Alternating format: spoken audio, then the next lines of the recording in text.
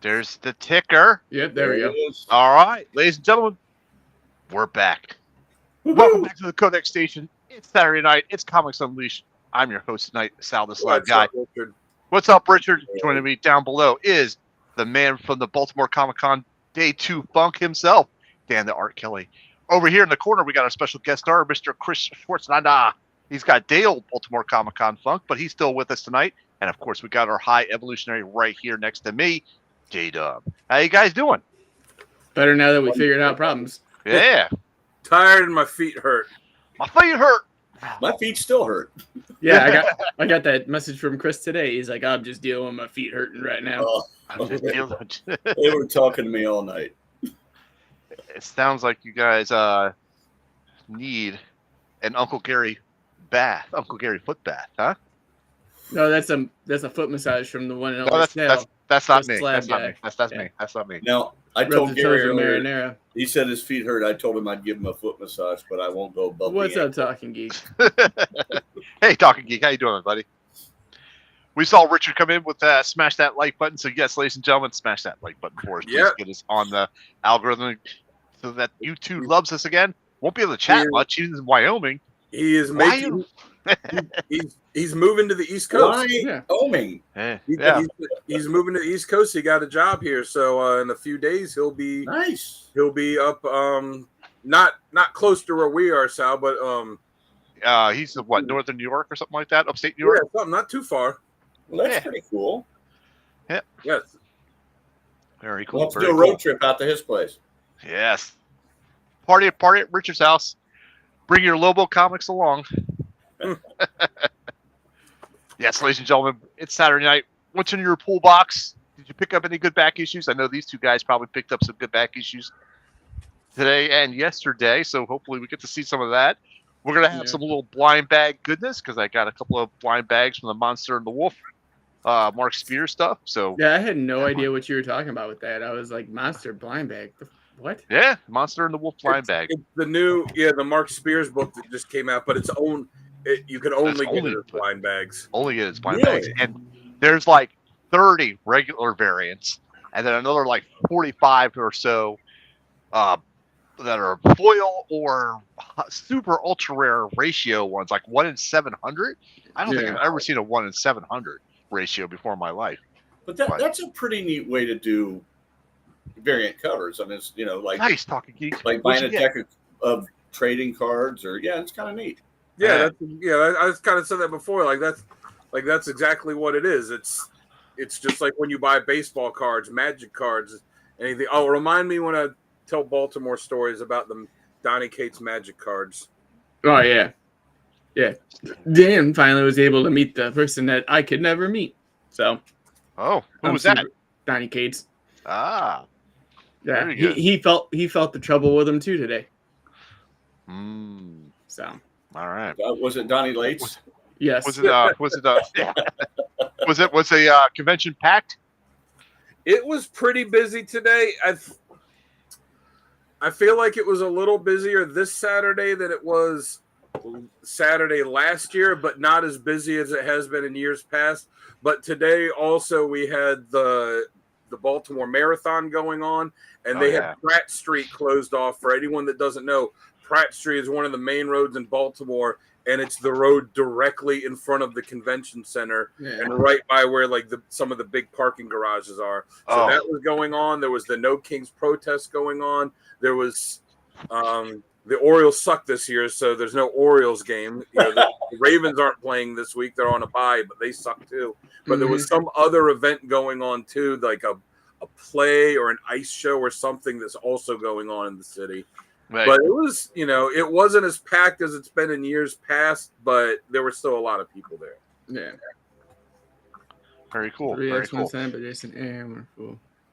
Wonderful. Oh, that's cool. Oh, it's signed by Scotty Young. Nice. Oh, is there a convention up where you are? Yeah, I wonder. No, did he go to a different show, or is he talking about Baltimore? No, Jason Aaron and Scotty Young are not in Baltimore. Okay. Baltimore. So, what show did you go to, Talking Geek? We need to know. Or are you just camping outside their houses, and when they come out, you'd be like, "Sign this!" Are you just randomly screaming your wish list? Yeah, probably. That would be me. I just can see him camping on the front lawn. Is he coming out the door yet? Quick, grab him. Sneak attack. All right, you want to get a little business out of the way, and then we can kick off the show? Yeah, let's get some For brain reals? done. All right, let's go. Let's go. All right. So, as you know, I'm your host tonight, Sal the Slab Guy. When I'm not here on the Codex Station, head on over to YouTube. Check me out at Sal's Comic Corner or on Instagram as the Slab Guy 77. Now, Dan, he's the one that runs Instagram. He's the master of Instagram. He's got art all over Instagram. So, Dan, tell him what you got going on. And did you get anything over your jam piece? Did you get any more with your jam piece? Got to hear that.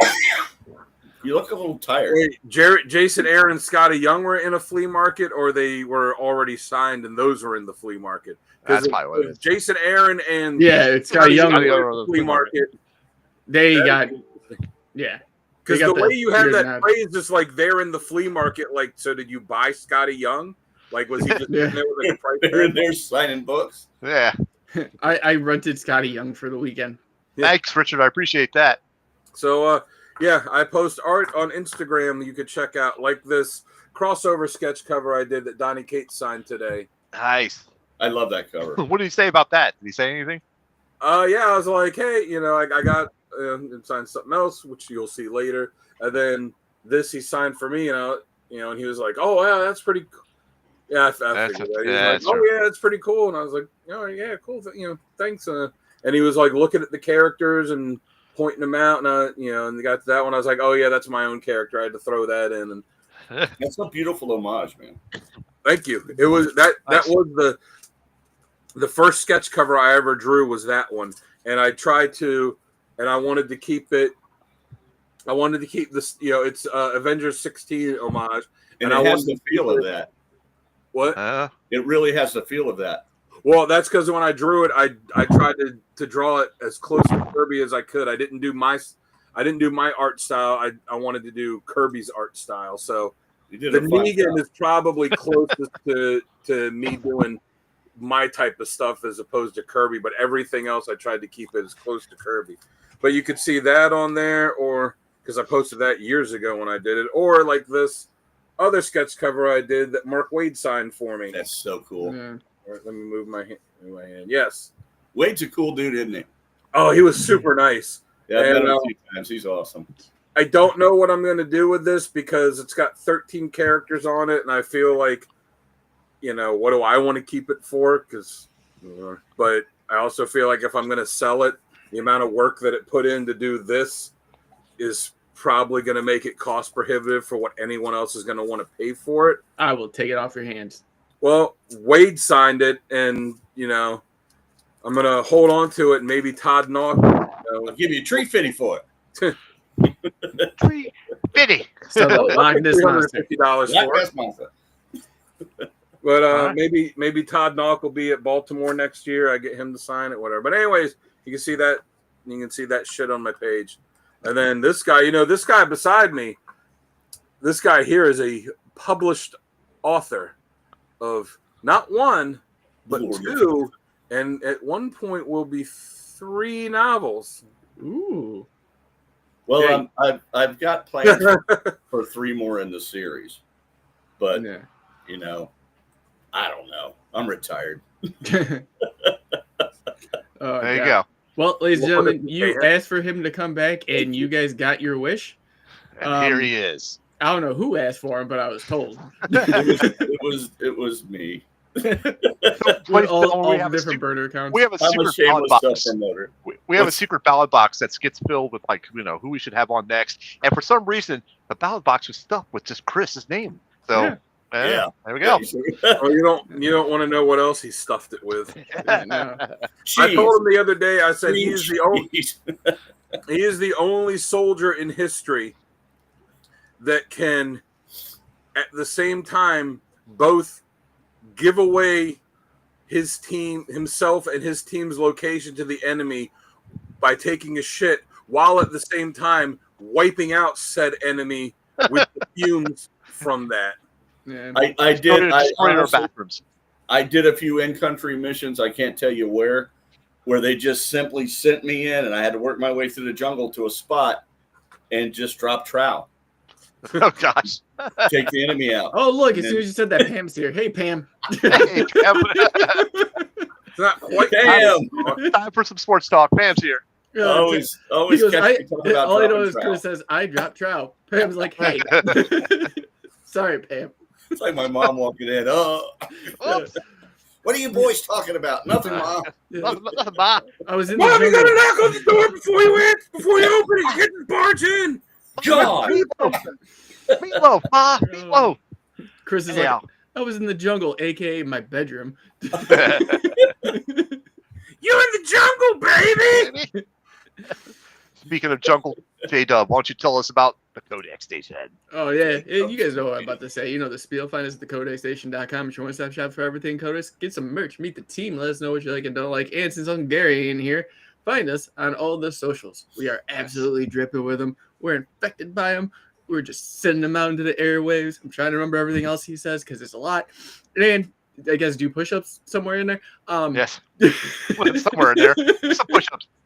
I mean, that not while the show is going on because we wanted you to watch it. We need retention to stay so that way people keep watching us. But do me a favor. I see there's 8 of you right now in this.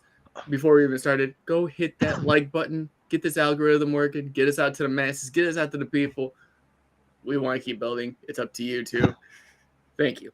Love you from the bottom of my heart. Smash that like button. Knob off. Why does it sound like a bad Mortal Kombat? This is like great value Mortal Kombat. Fight. Anyhow. Fight. All Fatality. right, so since Uncle Gary is not here, we will not have a showcase tonight, which means you get to hear us pontificate some more. We'll probably talk a little bit about the con. I will probably do the unboxing or unbagging of these blind bags right here. Nice. And I tasked our very special guest, Chris, with picking a topic to talk about tonight. There we go. And what's our topic then, Chris, for tonight? He said something about side. I laughed because it just says or sidekicks. He put a whole message out, and it was like a paragraph, and then he goes dot dot dot or sidekicks. What did I write? Hold on one second. Are you serious, Talking Geek? Did it really say sold out? Because we got some we could send you. Yeah, we got some we could send you. I want one. The stickers? I have some more stickers. I told you. You have any more stickers? I don't have one. All right. I put it on my car. He wanted to know what topic I wanted to talk about, and I said the progression of sequential art and the comic book medium from its simple, stiff beginnings to its highly detailed, slick appearance in modern comics. That or sidekicks. Please. Sidekicks, please. Oh God, I loved it. Oh, that video! Who was it that posted that video? The Facebook thing with the thug calling in, complaining about Batman and having to like rob him. He was like, oh, 10 that years was old. funny as hell. This is yeah. I showed that video to Chris while we were waiting in line yesterday. He's like, "This is 10 years. He was a 10-year-old. Like, this is troubling." Oh. And then he did a flip and kicked me in the He kicked me in the sternum. Yeah, he was in red and green, I think. He's like, he just got this little kid out here doing flips and shit. Yeah, that's funny. That was a good one. All right, then, ladies and gentlemen, let's go ahead and kick off the intros and start showing off some books. So stand by. We'll be back in like 10 seconds. 10.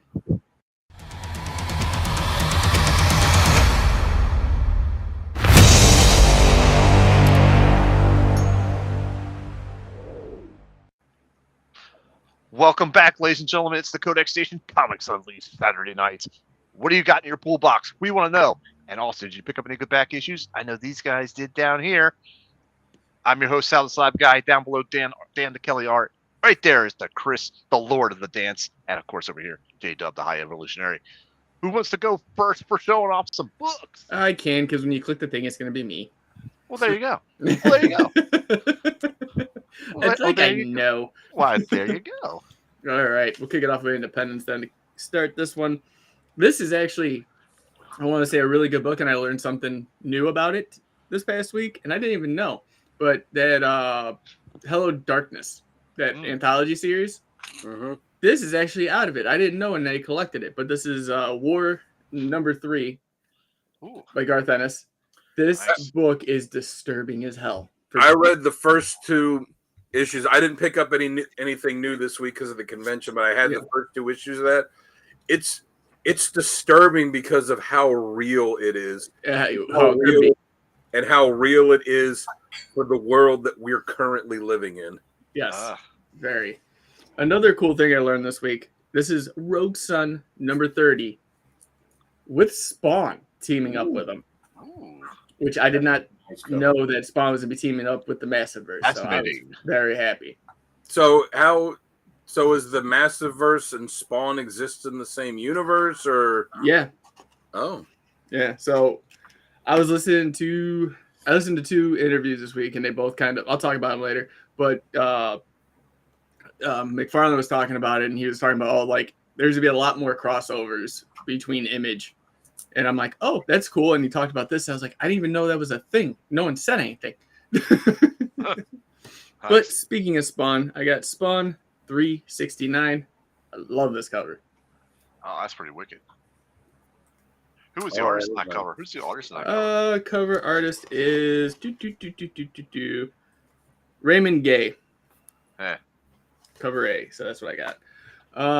Next up, one of my favorite books that I keep going to every week, Power Rangers Prime 11.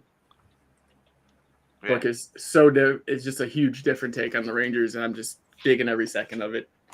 Especially when there's a mini Tyrannosaurus Zord in there, and it grows big, and I laugh every time. It's amazing. It grows big. That's what she said. I know. You just wish it had happened. Is that it? The Lucky Devils, number 5. Yep. I'm gonna wait for this to be collected, or not collected, but finish up before I read all of them. Mm-hmm. That's pretty cool. It's a good story. It's just it's been coming out almost bi-monthly. Well, you know why the delay was, right?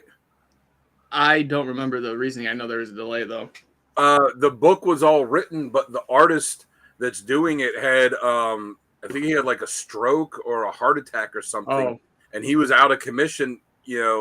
He was, because they didn't have all the books done when he started. They had like a month or 2 lead. Mm-hmm. It was like they said, like a heart attack or stroke or something, and he was just out of commission. And Charles Soule didn't want to just have another artist come in and finish it, so he just waited for him to recover so he could start doing it again. Mm-hmm. I could see it be like, yeah, can you hurry up from that and get this done? So when can you come back into the office? Yeah. So when are you going to be in next week? Yeah. But next we have G.I. Joe number 12. Cool. Nice. Like in the like the Energon universe in Hull. So, and last for my indies, I have the one I can't pronounce, Catacomb of Torment. What number is it? Number 4. Number 4. Ooh, hey, hello. Ooh. That's cool. Little monster back there. Yeah, cool. They don't mind. Oh, there is a monster back there. I know. I looked at it 3 times and didn't know until the show. All right, into Marvel with Unbreakable X-Men number 1, and I hope that the main cover character dies real quick because I don't want to see him. Okay. So if anyone doesn't know, Sonny, our very own Cougar, did another voice acting role, and we are no longer friends because he was Cyclops, and I can't have that on this station. So if you don't see Sonny this week, you know why. He's been fired, ladies and gentlemen. Yes. He's been fired for identifying as Cyclops. Last toy. You can do whatever you want, but if you identify as Cyclops, I'm done with you. Next up, One World Under Doom, number 8. I love it. I love that cover. I have that too. That's solid. Thing giving them some business. Man, it was clobbering time, wasn't it? It was. What did the 5 fingers say to the face? Mac! Speaking of clobbering time, the last issue of Incredible Hulk, issue 30 by PKJ. Oh, that's pretty that's cool. nice. That's been an awesome book. That's been an awesome book. Okay, here's the book I was anticipating that I didn't know it was coming out this week, but I've been anticipating it. Fantastic Four and Gargoyles, number 1. Cool. The matchup I didn't know I needed. That's a neat got it anyhow. Yeah. Cool. And the art justifies it. Hey, let me see if I can find a good page here. Oh, Eh, Nice. That was awesome. that is cool. it's just cool Was to see that, them in a different universe. Was that the That was gargoyle last week. on Isaac's with Mm, the purple collar on? oh, What's his first name? I can't remember. The old defender. no, the ones you were seeing were all gargoyles.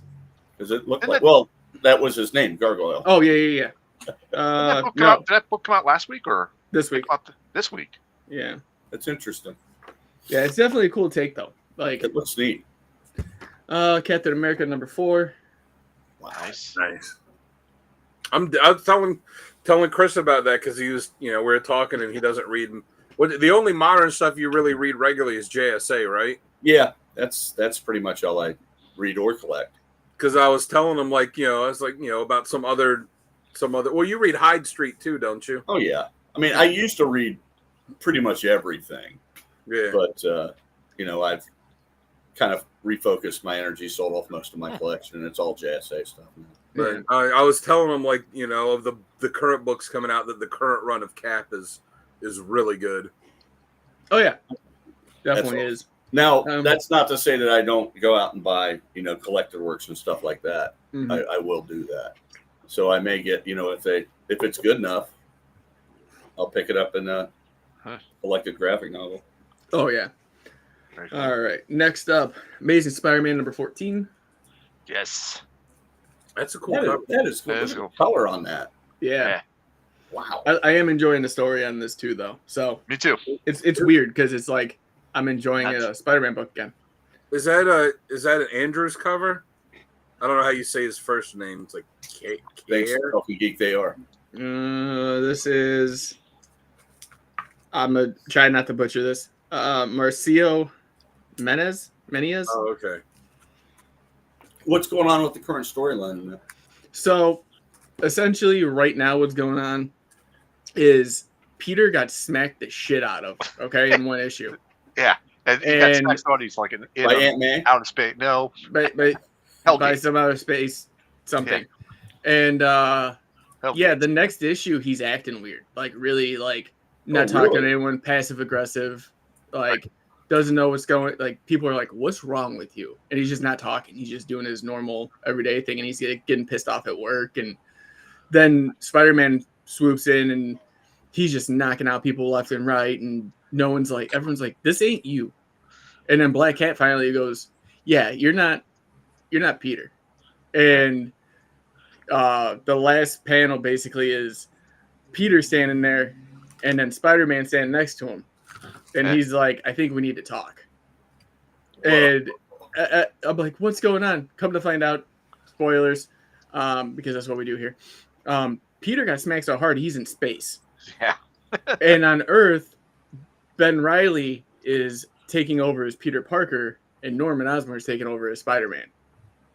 Because they wanted to keep the traits going on. But no one communicated that to anybody. Right.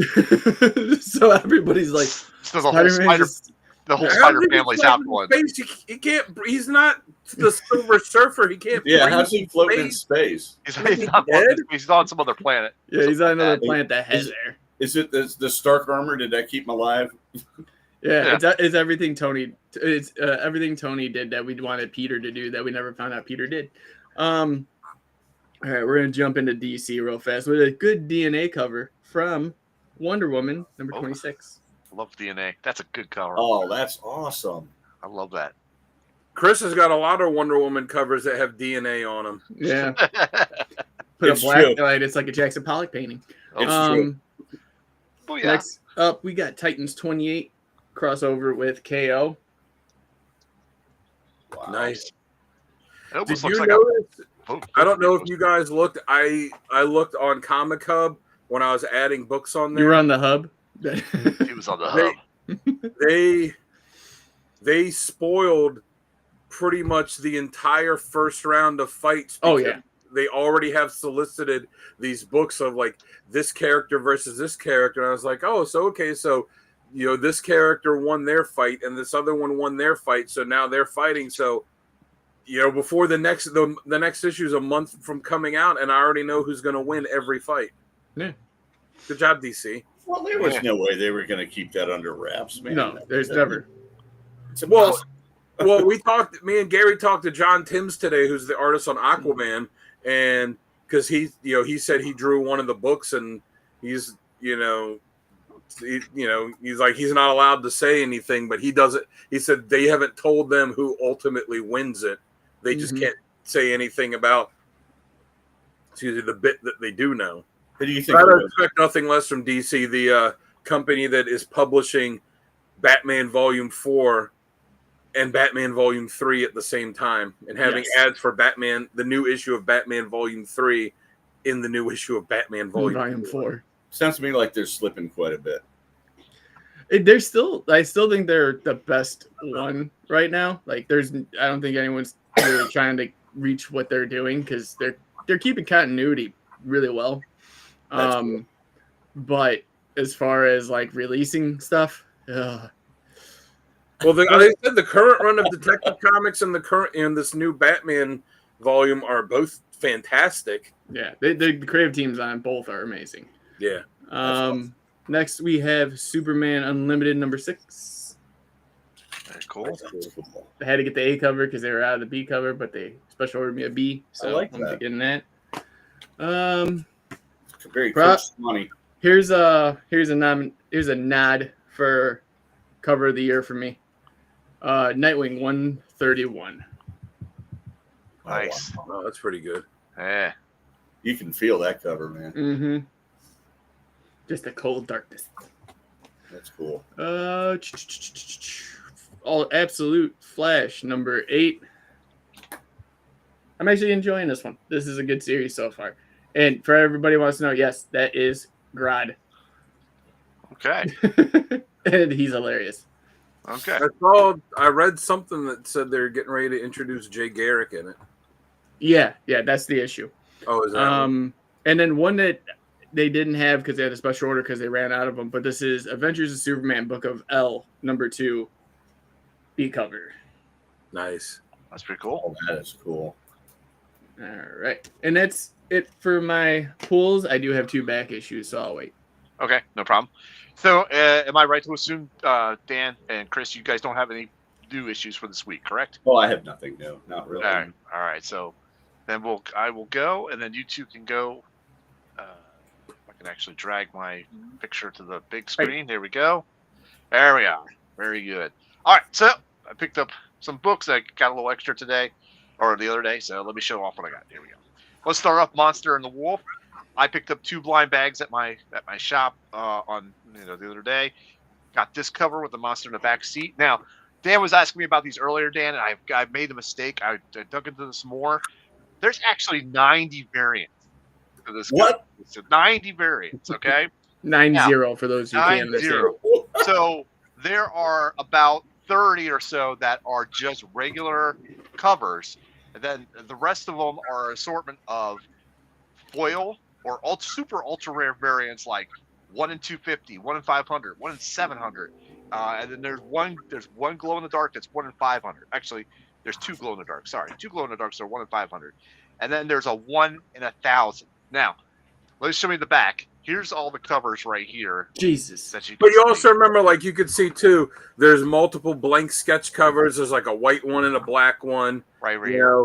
There's covers that are going to be like one cover that's just like the regular cover with the trade dress, and then there'll be like a virgin variant. There'll be a foil version of it. So it's not like 90 unique artwork covers. Right. Yeah. Maybe somebody about half. It's probably about 45, but still. As you can see, there's like this cover that's 2 different numbers. That's one was the cardstock and one with the virgin variant, that type of situation. Okay. Yeah. But right there is the ultra rare variant of 1 in 1,000. Right there. Cover D. Someone will make it their life's work to get all of them. The whole Mark Spears Monsters thing started from trading cards that he made and did on Kickstarter, and they were wildly popular. So then he started doing it as a comic, and that's why you see all of these variant covers that he does that are homages to like movie posters or comic covers or album covers and stuff because he was, doing a card set. Right. Mhm. So there's the one with the monster in the back seat. This one That here. that was my nickname in high school. Monster in the back seat. I'm sure it was. Back seat? That was your nickname? Yeah. Oh, that's cool for Chamber of Chills. Yeah. I was gonna say this is the Chamber of Chills homage. Oh, absolutely. That is. I have that T-shirt on a T-shirt. Really? And that's the one that most people probably know from being the Misfit shirt that they used for Die Die My Darling. Yeah. They used that Chamber of Chills. Right. All right. So I also got Lucky Devils. I have not read it past issue 2, but issue 1 and 2 were decent. Like you guys said, that it got so delayed that I actually forgot about it, type of thing. And then it's like, oh gosh, I got to dig out the other issues to catch up, to refresh myself on what I was doing. Never have more artists draw variant covers than you can afford on a booze cruise. Yeah, that's true. Well, no, that's it, Mr. Keith. It's not different artists. He's doing them all himself. They're all Mark Spears covers. Yeah. All Mark Spears. He's not different artists that are doing all of these. He did every one of them, which even very more economical. He's like, he's got some stuff laying around here. Let me just brush that off. So picked up Event Horizon number 2. I heard amazing things about that. This is amazing. This is so twisted. It's just like the movie Twisted.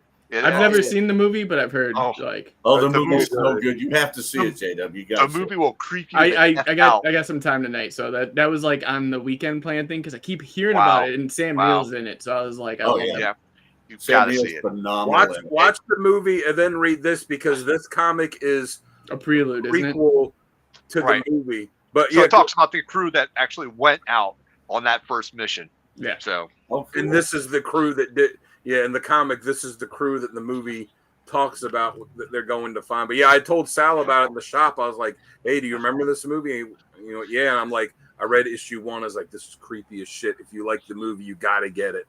Yeah, absolutely, 100%. It's disturbing. It is. All right. So next up, we had Racer X come out. So I had to pick up Racer X.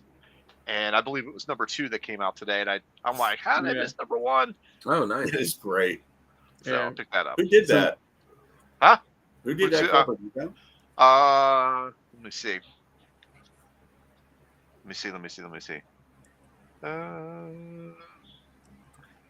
Cover artists are, cover A is Francisco Tomalisi. So that's it. This is the A cover. So yep. That's cool.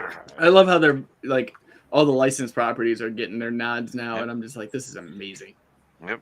And because I'm waiting for a comic with the Mr. Sherman guy in it. And because I'm such a D&D nerd, we got to have Dungeons and Dragons number 1. That's awesome. The fallbacks. Dark Horse. Yep. I like that Dungeons and Dragons movie they made a couple years ago. I wouldn't mind seeing a sequel. What was it? With Chris Pine? Yeah, that was great. I love that movie. Like I like the little Easter eggs, like how they had all the characters from the cartoon and that one, in that scene at the end. Yep, most definitely.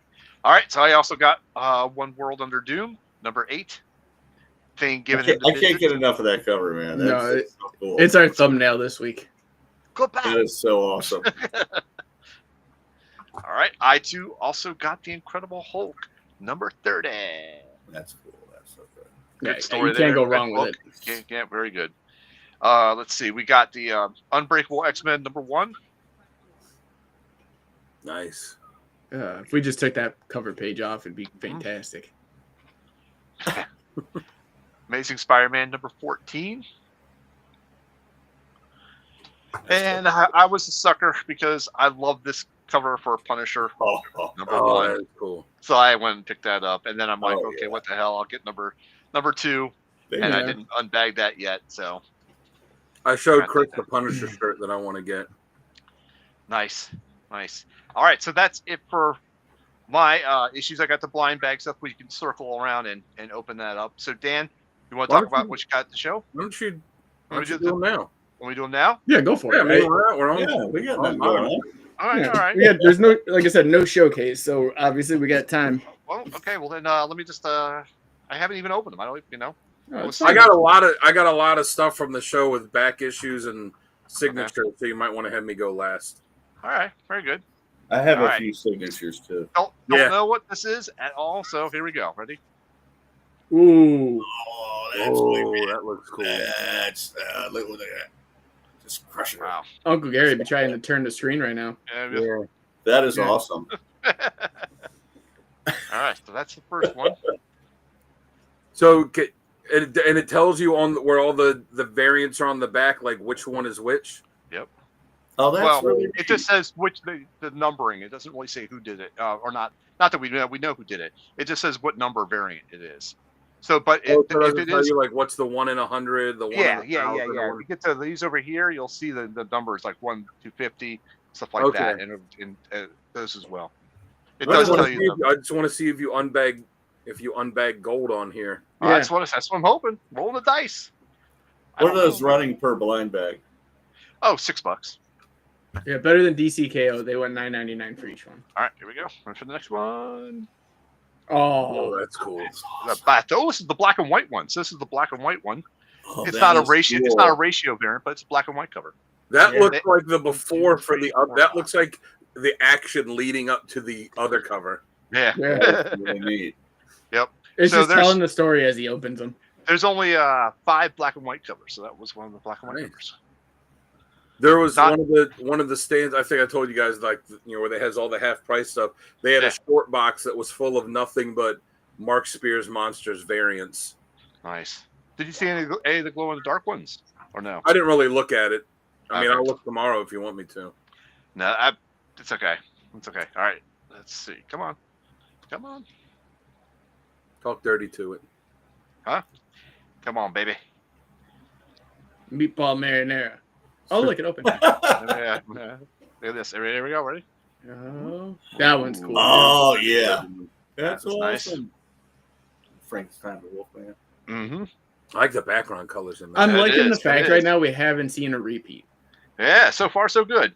I don't That's know. nice. This is not a ratio variant, unfortunately. This looks like they're going to be a normal cover. Okay, normal cover.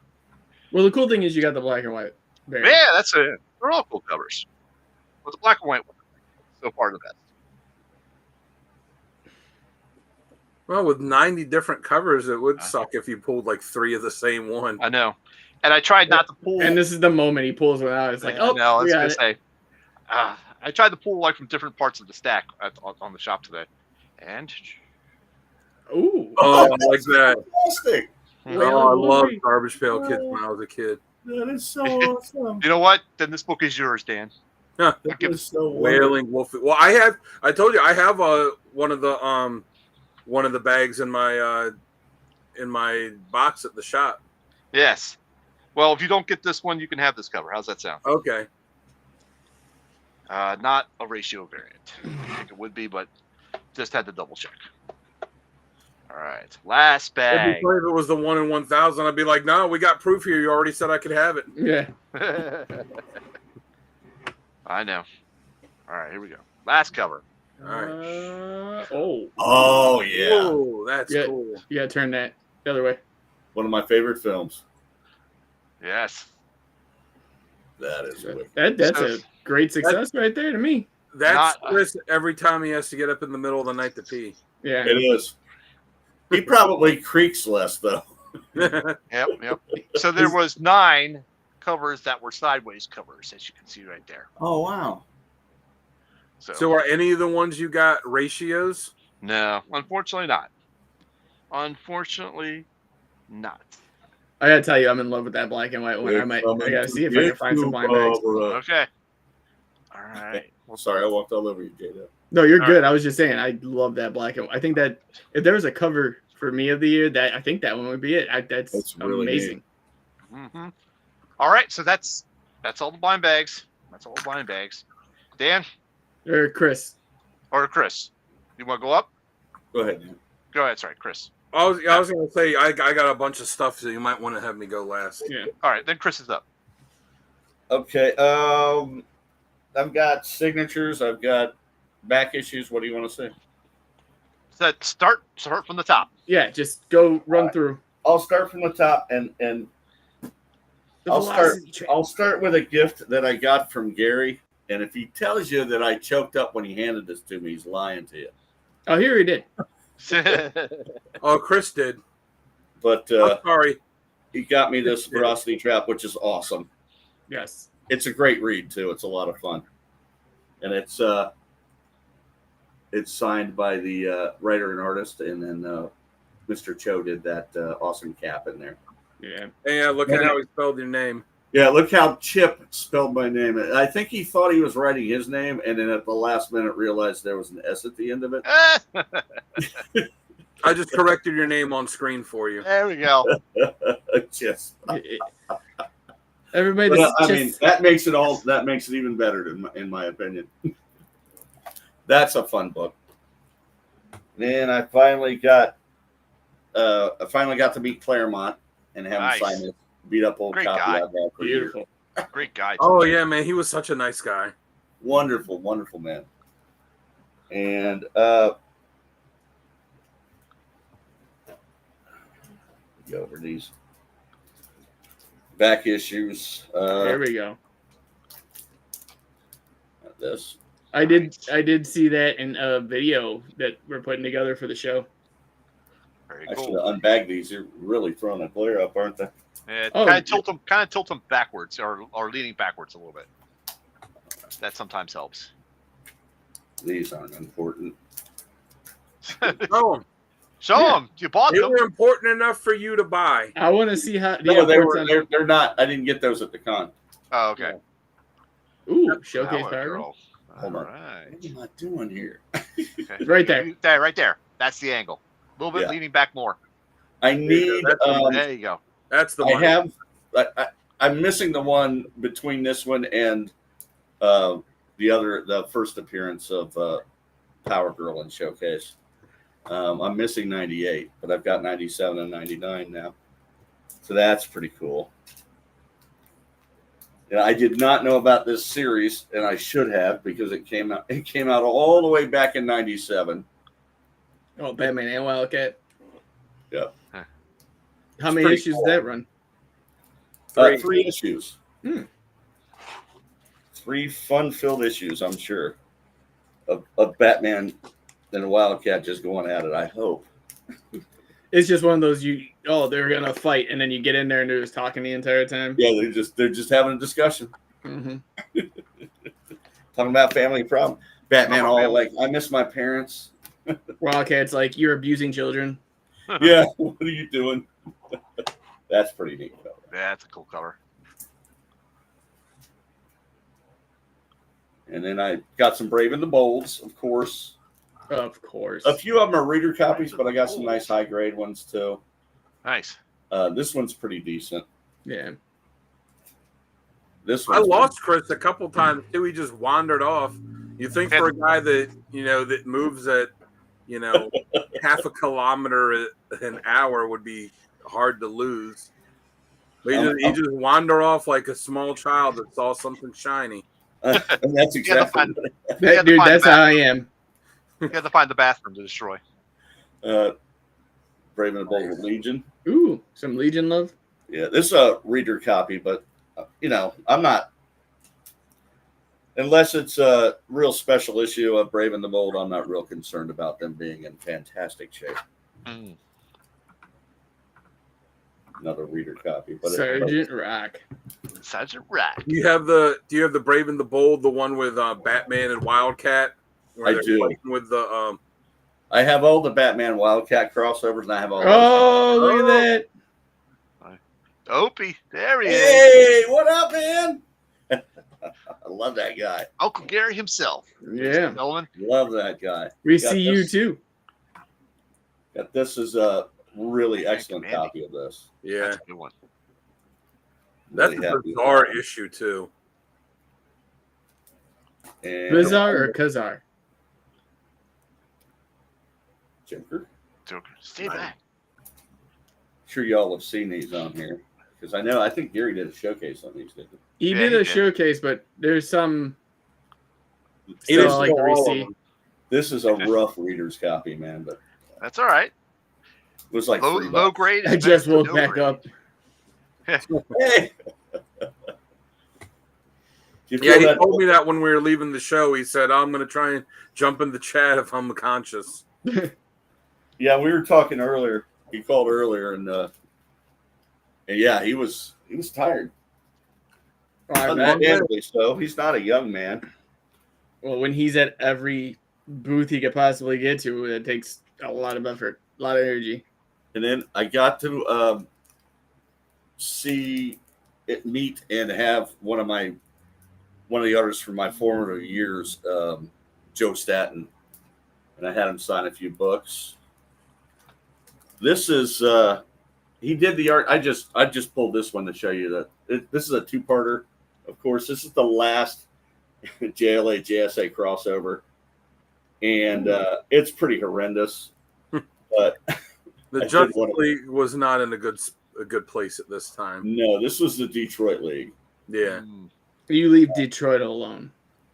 You leave Detroit alone. So he signed that, and I had him sign this, of course, that I already had Levitt sign. Okay, cool. And then he signed this. Nice. Excellent copy of Brave and the Bold, Catwoman, and Batman. And then I met Robinson, and of course, he hooked me up. I didn't pull my Spectre books, but the hell of it was I had put all this stuff up in the boxes before I even asked about being on tonight. Yeah, so I had to dig it all out again, and the detective Batmans are still. Well, it's all right because I got the same one signed. Excellent. And so then, when I show him, you can chime in too. Instead of having him sign all of these because it would have cost me a bundle. Jeez. Dear man. All, the JSAs and the adventures. That's a stack. It is. Instead of having him sign all those, and which I wouldn't do anyway, those are pretty valuable books. I just took in these 2 volumes. Oh yeah. And he hooked me up with this. He drew me a little Robin. Oh, that's cool. Very cool. Sweet. Yeah. Got a little dick pic in there. It's in the back. Yeah, actually. Oh God.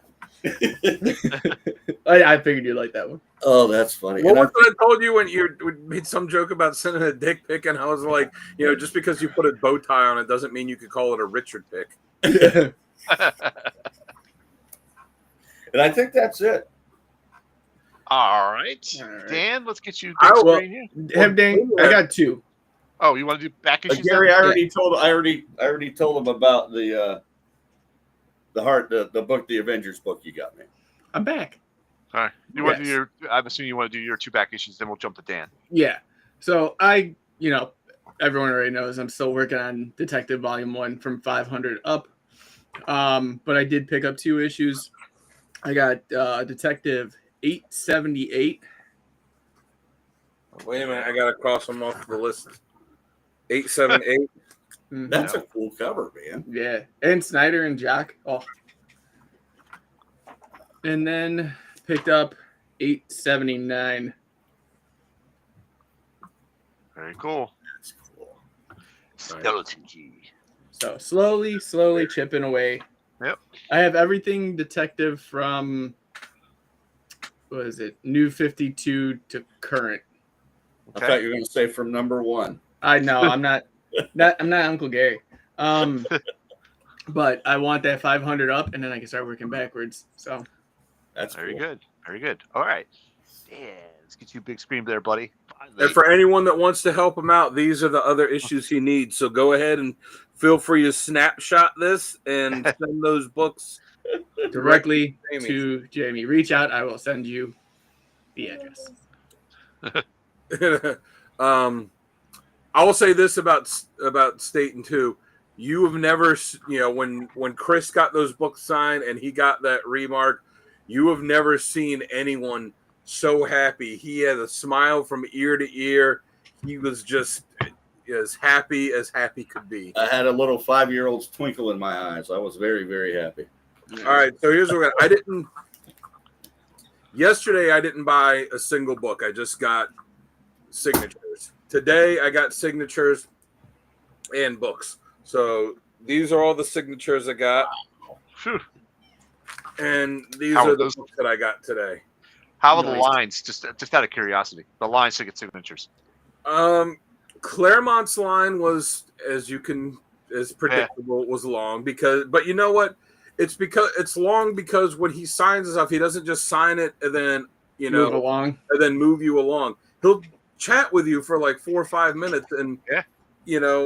I have told people, I said, I don't mind waiting in line longer if that's the case, because it means that I'm going to get to chat with him for 4 or 5 minutes. And yeah, it's cool that I get him to sign my books because he's Chris Claremont, but it's having the experience and having the memory of being able to talk with him, and it's that thing that's the really cool thing. Like, yeah, he signed my book and that's awesome. And I'm happy to have these books signed, but I'm also happy that I got, this interaction and got to have this like short one-on-one with him, and that's fantastic.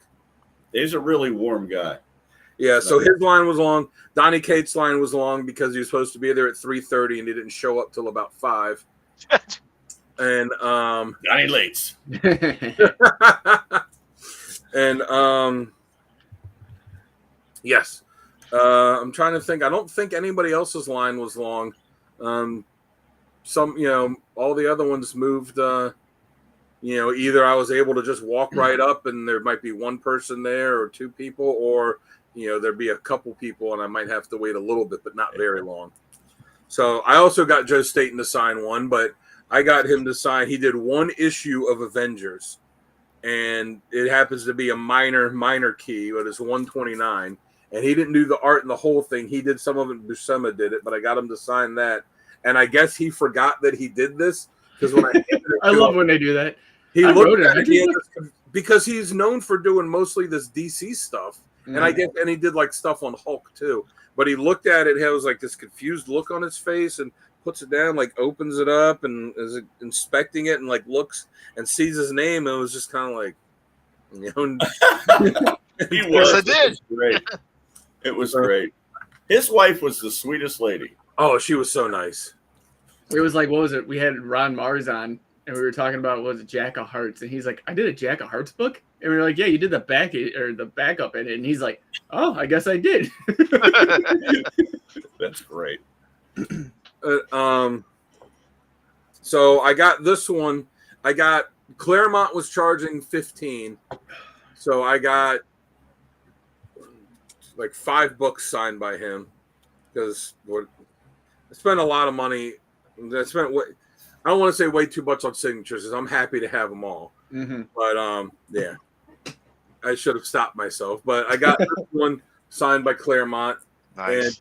And tomorrow I'm going to get in line to get Walter and Louise Simonson to sign it, because Claremont wrote it, Walt drew it, and Louise Simonson was the editor on it. Yeah. Under her maiden name, because she had not married Walt yet. Another double signature I got this signed by Chris Claremont and Alan Davis. Nice. That's a great cover. Yeah. That is know what? Excalibur 1 is not a valuable book. I got this for $1, and it's in pretty nice condition, but it's the first issue of the series. This was a really fun series. It's super fun. Yeah, when Claremont and Davis were both on it, it was a weird series, but it was, in a fun way. I was like, great cover. I can get both of them to sign it. So it's, when you're getting signatures, it's, it can be about getting, valuable stuff signed, but, it can also be just about like, hey, I love this book and I want to get it signed. It doesn't have to be a real pricey one. Yeah. I take it back. I got him to sign 4 books. Do you, and everyone else in here, what do you prefer, that Captain Britain outfit or the original costume? I know zero about Britain, so I'm torn because I love both. I go back and forth. Like for a while, I was like, no, I like this one. But when I had started reading stuff with Captain Britain in it, he had this costume. It wasn't until afterwards that I saw the original one. But then I go back and I'm like, oh, that original one's so badass too. So it is. It's really cool. I imagine they changed it because it was probably hard to draw. I don't know, but I love both. I'd stylized lion on it. I would probably lean more towards the original one. I like it, but I do like that one a lot. In the big battle mace that he had. Yeah, that was pretty cool. I got this one. I got this one signed by Chris Claremont, Art Adams, and Al Milgrom. Nice. I gotta say, the best signature ever is Al Milgrom because it just takes up like half the book. Yeah, it does. Yeah. He did it here, and because I got Firestorm 3, the first Killer Frost signed by him, and he signed over Killer Frost, and I'm like, is she even in the book anymore? So you got Milgrom here, Claremont here, and Art Adams here. Adams was charging $20, and this is the only thing I got him to sign because I was like, that's going to end up being a lot, but it's the first appearance of Gambit. Shut your whore mouth if you're going to say it's Uncanny X-Men. He's in multiple pages of this book. He is referred to by name. He's seen in his costume and his X-Men suit. He has interactions with multiple characters. He has multiple lines of dialogue. This is not a cameo. This is a first appearance. I'm clipping this, by the way. It was not a shipping mistake. This book was solicited by Marvel to come out before the other book. This is the first appearance. End of story. If you think differently, your opinion is stupid, and so are you. That's how you really feel. But Dan. And because, I asked on, his handler, I was like, how much is it of X-Men stuff that people ask him to sign? It's mostly X-Men stuff. She went, yeah, mostly. And I'm like, all right, cool. Well, I'm gonna get him to sign my Iron Fist #1. Nice. Well, that's cool. And she said, when you give him that, he's going to open it up and show you a page where there was a mistake in the art. Oh, dude. Oh. Richard's going to be banned for life. You're wrong, Richard. You're wrong. You're so wrong. You're so wrong that it hurts. And it's sure enough, I gave him this to sign, and he opens it up and turns the page. Yep, he sure did. He pointed it right out, didn't he? And it was like, what's the mistake here? But yeah, it's cool. I have the complete run of this series. Love the character. And, oh, even Pam's on there. Hands on Richard's side. You all just don't know. You don't know. So it came out a month before the other one. So I go back to the Iron Fist. What's the panel or what's the mistake he points out? I don't know that story. I'll see if I can find it real quick. And and Sal's got it too because he got the book signed last year. Everybody's got stuff signed by. This is the most controversial topic we've had in the chat so far. I don't want to dig for the panel and slow it all down. There's a panel where he's like doing a flip and his hands are like drawn backwards. Okay, all right. But everybody's got that gets Claremont signature has got X-Men stuff. He wrote more than X-Men. Yeah. And that was a cool book. I'd mess with him. I'd bring JLA Scary Monsters. I also got Peter Tomasi's autograph on this. Nice. That's a good one. Which is the first meeting of John Kent and Damian Wayne. Mm-hmm. So again, a minor key. It's not a big book, but it's a cool book. It's a cool cover. I think that made one of our Super Sons top covers or somebody. I think it was me. That big Rebirth banner at the top of all those books just, for me, ruined those books. It might have been me that was my cover. I know it was one of my stories. Right. And the one that Chris was saying that he didn't get a chance to pull out also got signed by Peter Tomasi is Detective Comics 106 and 107. Yeah. Oh yeah, that's where he had the Spectre issues there and there. Nice. And then good. So good. Those are so good. And then, he talked to us and told us about how, it was supposed, he's hoping that it was going to lead to, they were hoping it was going to lead to another series. It was like a backdoor pilot and they just didn't end up picking it up. And the stuff Gary's talked about before, how he, pushed DC to put out these omnibuses for the Ostrander and Mandrake series, and they're finally doing it. The Super Sun stuff, we talked to him about that, and he was talking about, I was telling him, like, it was such a mistake for them to age John up, and he's like, yeah, I know. And just show that writers are not always, creators are not always afraid to talk trash about other ones. He was like, because Bendis came in, they paid him all this money. He came in, he ruined a bunch of stuff, and then he left. Yes. And he said, and he's like, and they're stuck now. He said, like what DC told him, he's like, they're stuck. They can't de-age him because he's like a gay icon now. So they can't just make him go back to being a little kid. So it's like all those years of storytelling of him and Damian like growing up together is just gone. Ugh. Because Bendis wanted to have, he wanted to have Superboy. He wanted to have another Superman. And then I also got him to sign the Rockefellers issue 1. Nice. How is that? It's cool. It's cool. And I like it too because the book doesn't start out like it starts out with it's a pretty good action in the first issue, and then the next issue is like it just keeps building in the storyline that they're doing. Awesome. Also saw friend of the station, Philip Kennedy Johnson, and got him to sign Aquaman Annual 1. Nice. This was his first DC book and his first book for the big two. Everything he'd done before this were indie books. Yeah. And this was the first one that he got for DC. Cool. Now that is just a wicked ass cover. Yeah. And the story was not written as an annual. It was written as a 2-part story, as like a 2-issue story, as a 2-parter. And it was just like a what do they call it? The when they have this, they get the stuff done, and it's not intended specifically for anything. It's just inventory, the filler story book. Yeah, inventory story. And then they came and they needed a manual, and they're like, "Shit, what do we have?" And they're like, "Just put these 2 issues together and put them out as that." So, and I also got him to sign the Hell Hunters #1. Awesome. That looks cool. Yes, I love that Ghost Rider 44. His name is Sal. Gotta love it. And got him to sign the Hulk #1. Nice. At first glance, it looked like the Hulk on like a motorbike. Motorbike. Like a scooter.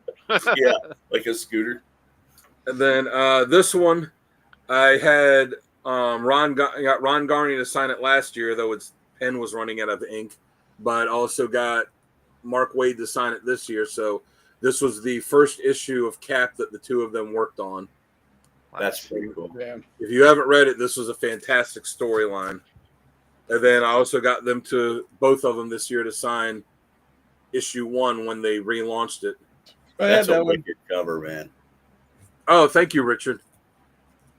Yeah. But yeah, so and I talked to Ron Garney about it. I was like, hey, when they, because they had them do these few issues, and then they canceled the book and did the Rob Liefeld thing with Heroes Reborn, and then they brought them back for Heroes Return. I was like, so, I'd heard that like they just brought you guys on to do these filler issues before the book got canceled or before the book was going to end, and then it was received so well they brought you back. He said that wasn't what it was, at least not for them. That they asked him at the time, like, what do you want to do? Whatever you want to do, what do you want to do? And he said, well, I want to do Cap. So they put him on Cap, and they were doing this run, and the book started selling well, and it was critically really well received. And then they just told him, oh yeah, we're canceling it. We're giving it to Rob Liefeld. And they were like, what?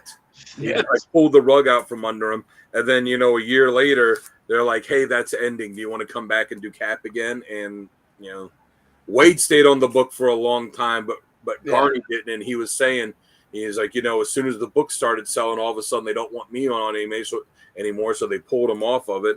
And he said it's kind of like the same thing with Berserker. He's like, this starts selling well, and then there's people that don't want me on the book anymore. I was like, why? Your stuff is great. Yeah. Well, real fast, two things that back when when I was telling you about, the Genesis books and everything like that, when I actually started collecting, I was getting Blackest Night when it was coming out, and I wanted a Marvel title to coincide because I was like, might as well get one of each. That Heroes Reborn storyline, I have the entire 50 issues That was one of the first ones that I got from Cap. I'm Nice. sorry. This one? No, Yeah. the Reborn one. Oh, the Reborn? Okay. Yeah. So yeah, this was excellent. Yeah, that was really good. And secondly, Richard, are you saying Daniel Warren Johnson or Philip Kennedy Johnson? Because I don't think we've had Daniel. No, we haven't. That would be cool though. I'd be on that one because I love Daniel Warren Johnson.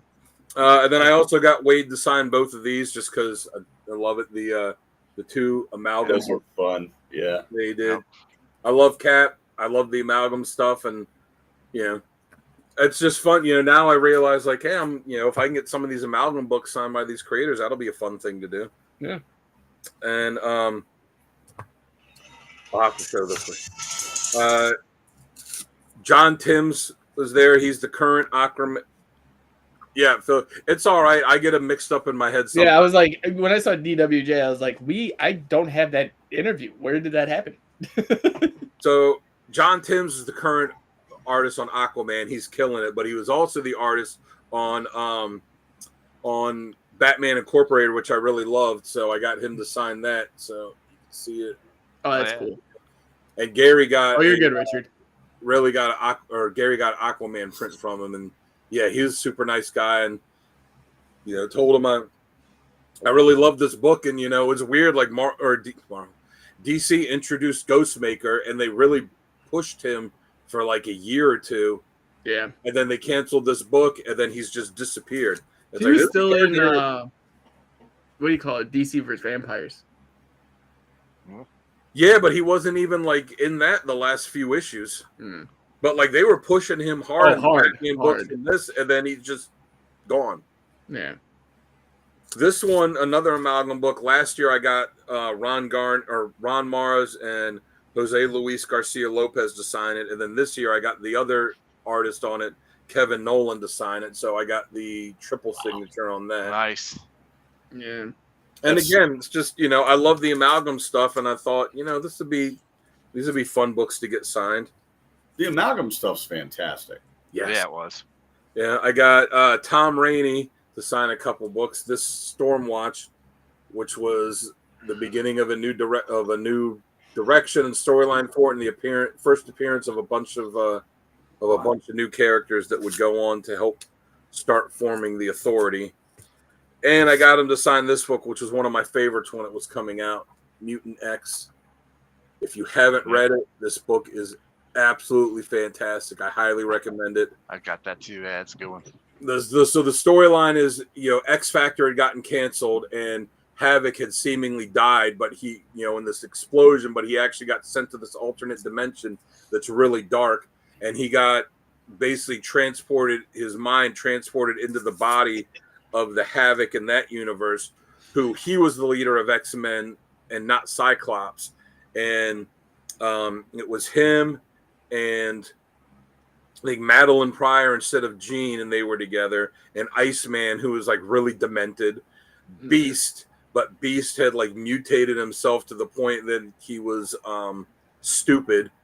Arc, was Angel, but he had these like bat wings and was like really sadistic. And Storm, but in this she was Bloodstorm because she was still a vampire. And it was like a really dark alternate universe, and you saw like Spider-Man still had the 6 arms and stuff, and it was just it was a super cool book. It was a lot of fun.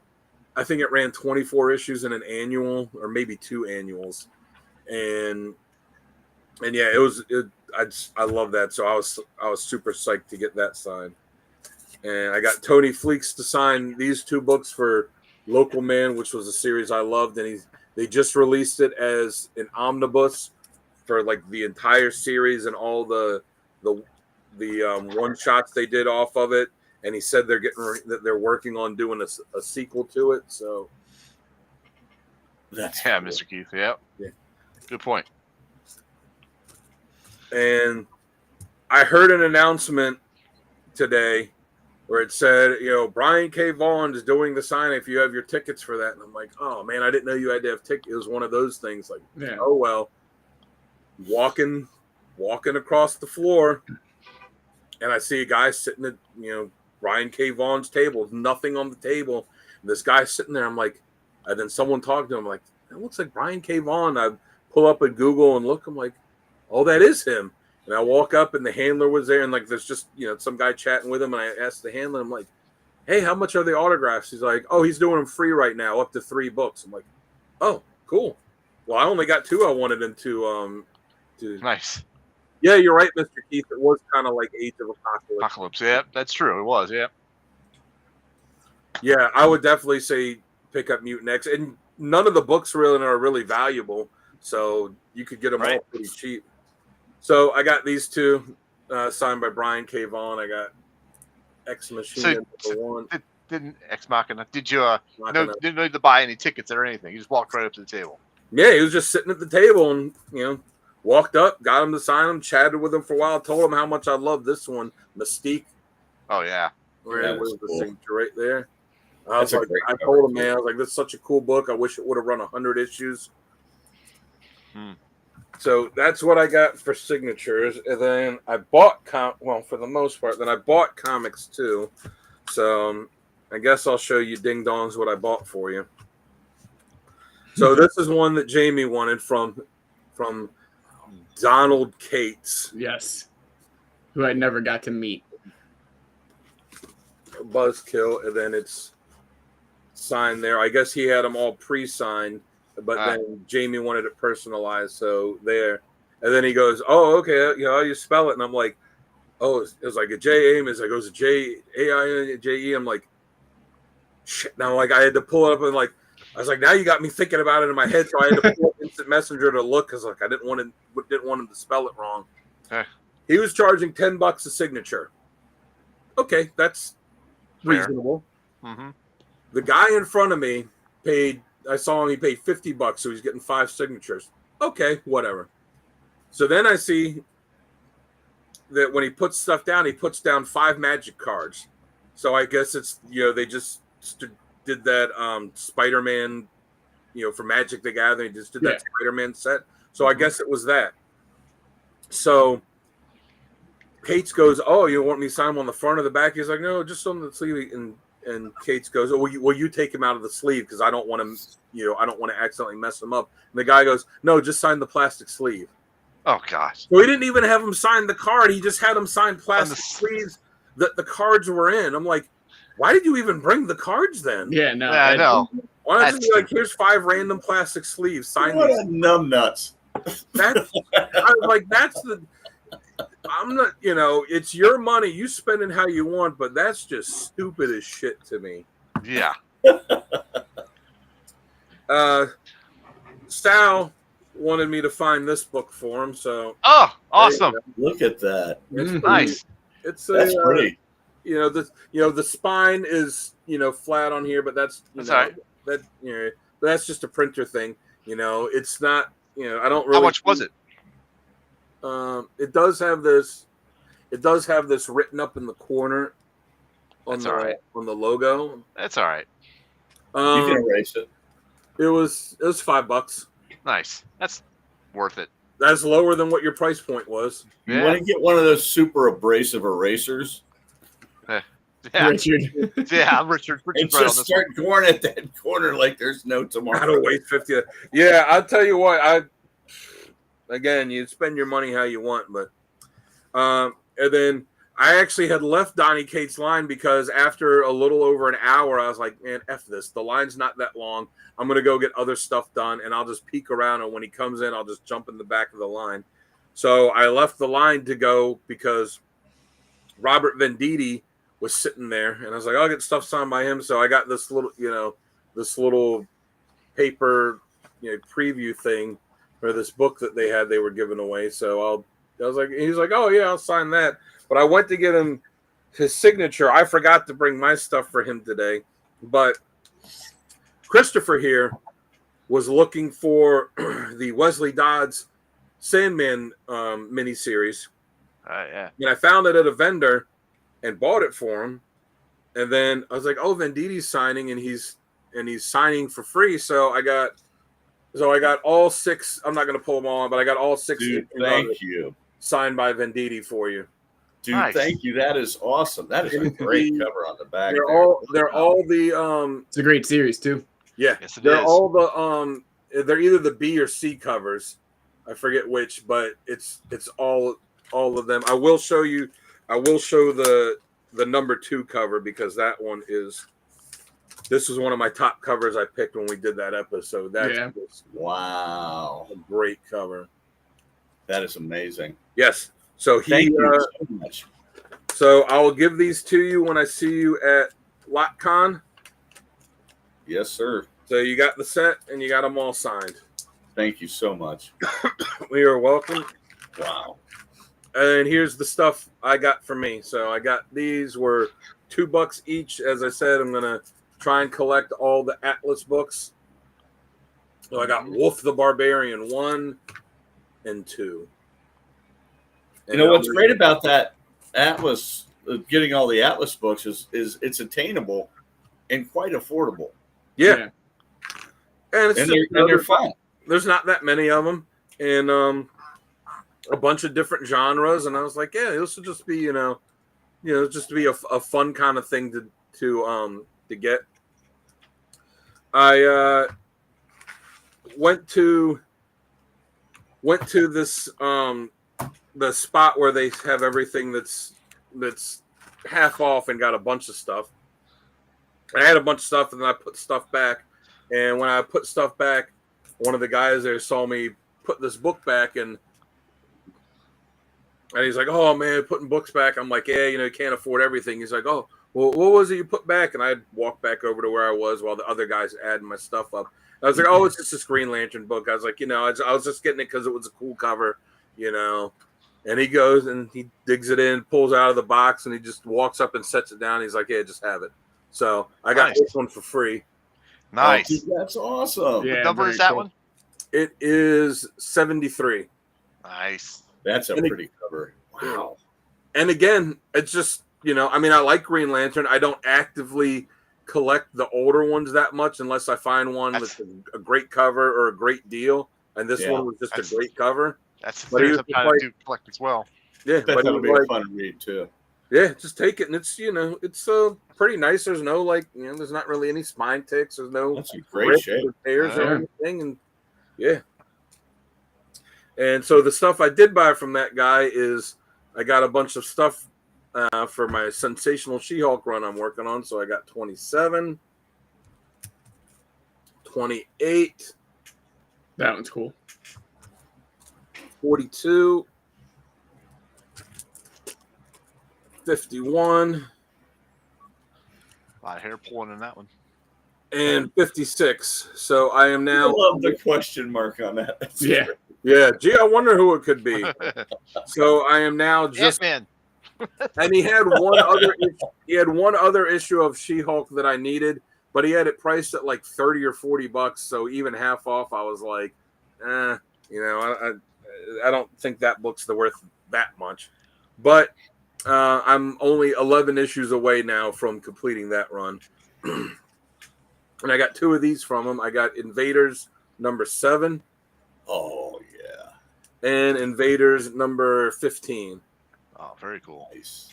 So I am now 3 issues away. Is it 3? I think 3 issues away from completing my Invaders run. That's fantastic. No, 4 issues. I need issue 5, annual 1, and giant size 1 and 2. Okay. So 4 issues away from completing that.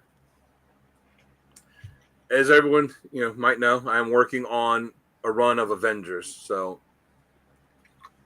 got a bunch of them. I will show them in reverse order, so it's counting down. All the ones I will show, except for the last 3, I got at They actually do have a new She-Hulk series coming out. It's running out of that Imperial Space Station. Yeah, was Stephanie Phillips is doing it? I guess she's going to be like on another planet, ruling it as a lawyer or something. I don't know. Yeah. I like She-Hulk. I'll buy it. I hope it's good. So all of these, except for the last 3, I got from that half-off booth. So I got Avengers Annual number 13. Get the glare. And they have for selling half-off books and stuff, the bags they have are nice too. Yeah. $293. Cool. 228. That is a fantastic one. Yeah. And 224. Yeah. That was when those were coming out. I was in high school. Yeah. And I was reading the Avengers at the time, and that's a good run. That's Englehart, isn't it? Mm-hmm. You old as shit.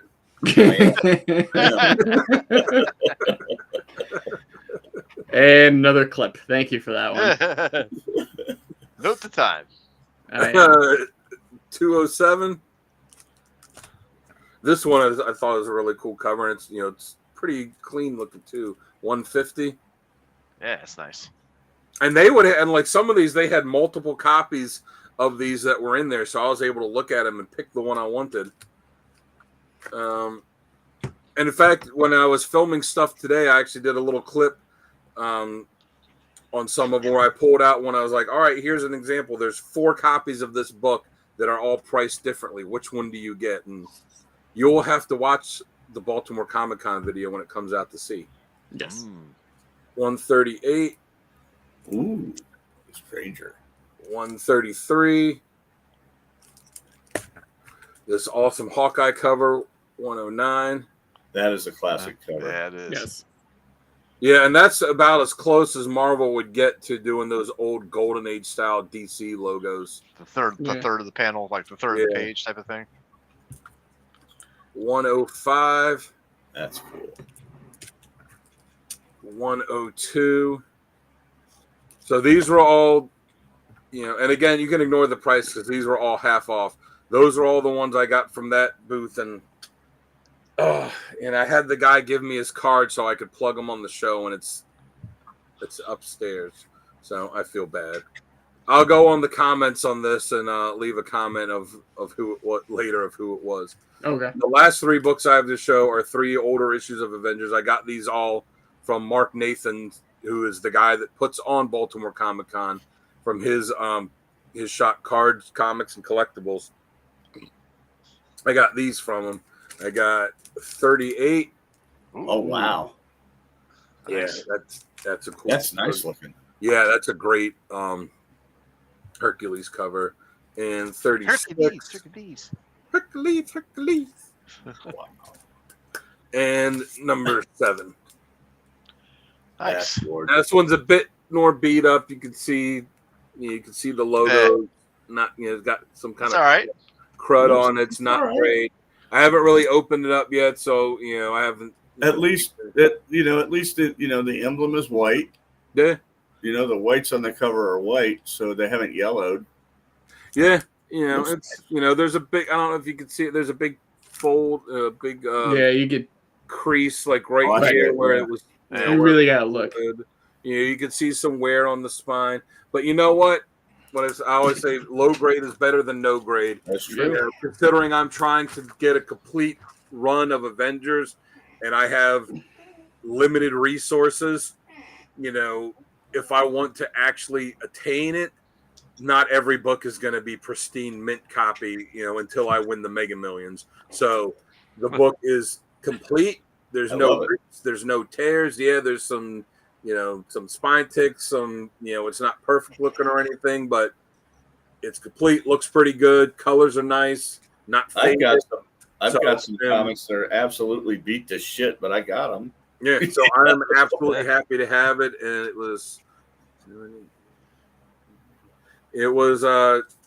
so these were priced one way, and I would, again, as the con video with the tips that me and Gary did, always have cash, because I was like, hey, can you do this much in cash for it? And he was like, oh, it's close. He's like, yeah, I can do that.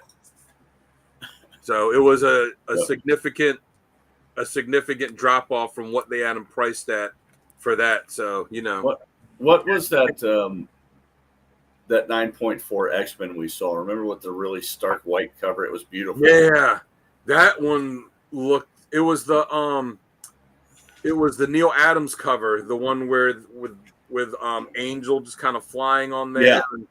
Yeah, that cover was. I've never seen a cover that old.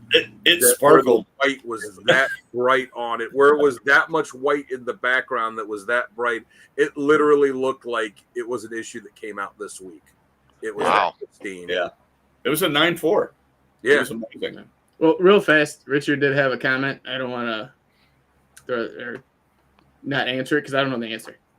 Is the 7 the Game of Thrones issue? Yeah, he said the writer wrote in that comic. Well, this is when Stan and Jack were still doing the book. So, do you mean like he wrote a letter? Let's check. Oh, you mean yeah. George R. Martin? Yeah.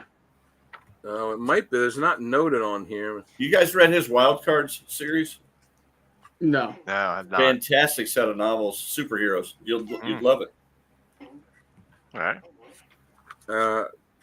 If it doesn't have a picture in it, I can't do it.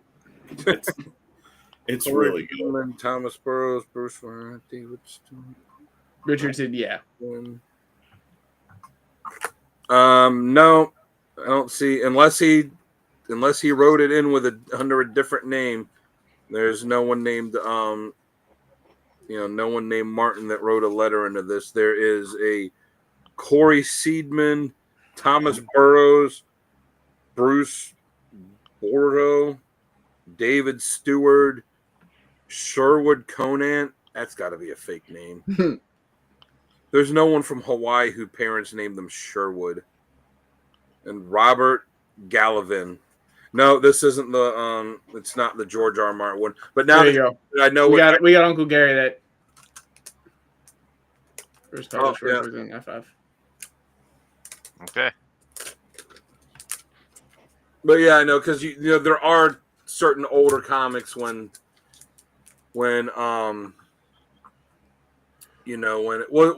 Richard, was it that he wrote a letter into it, or was it that he wrote something in the issue? Yeah, he said he wrote in one Avengers issue. Avengers 9 back in 1964. Yeah, it wasn't this one. Richard says it was an Avengers issue. Okay. Well, Chris just said it's number 9. Yeah, so we'll go with that. Googlies.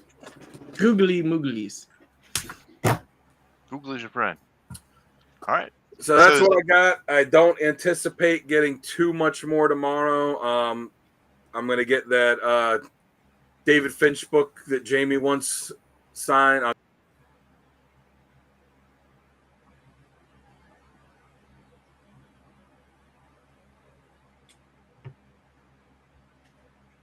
Did he freeze up? Yeah. Yeah. Okay. I thought it was me. I was like, what just happened? You I just do froze too. on us, man. And there's a Rocketeer book that oh, now Sal's gone. Where'd Sal go? Okay. I thought I got him. And there's a Rocketeer book that Billy Tucci has that I think I'm going to get, but I'll talk about that when I actually get it. So if you want some con stories, Stop. I'm not doing anything. My hands are I'm here. getting sick. so when I was talking to Ron Garney and I got him to sign that stuff, I was getting ready to leave and go do other stuff, and he goes, "Oh man, I'm pretty hungry. I got something to eat." And I went, because I was literally sitting there, walk away, and I was like, "Hey, I got some beef jerky. You want some?" He goes, "Really?" I went, "Yeah, man. I make a big bag of it before the convention every year, so that when I come, I don't have to buy these $15 dilapidated cheeseburgers.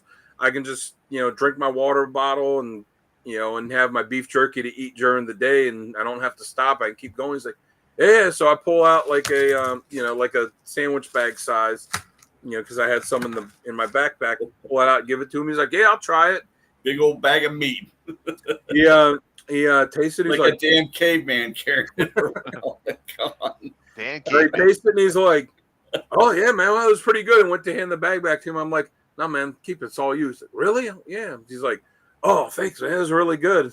I talked to him about doing an interview with the station So when I email him, when I talk to him, I'll be able to be like, "Hey, remember me, man? Like I'm the one that gave you the beef I'm your beef jerky dealer." That's awesome. I'm tempted to go back tomorrow and be, because he was charging $10 a signature, and money's starting to run low for me. I'm tempted to go back tomorrow and barter beef jerky for signatures, aren't you? Yes, and be like, "Will you sign these 2 Daredevil books for me in exchange for a bag of beef jerky?" You know what? I might do it, and I might have my buddy film it just in case. So I thought that was pretty funny. And then I didn't get anything signed by Frank Cho. I might try tomorrow. I think his signature price is kind of high though, so I might not.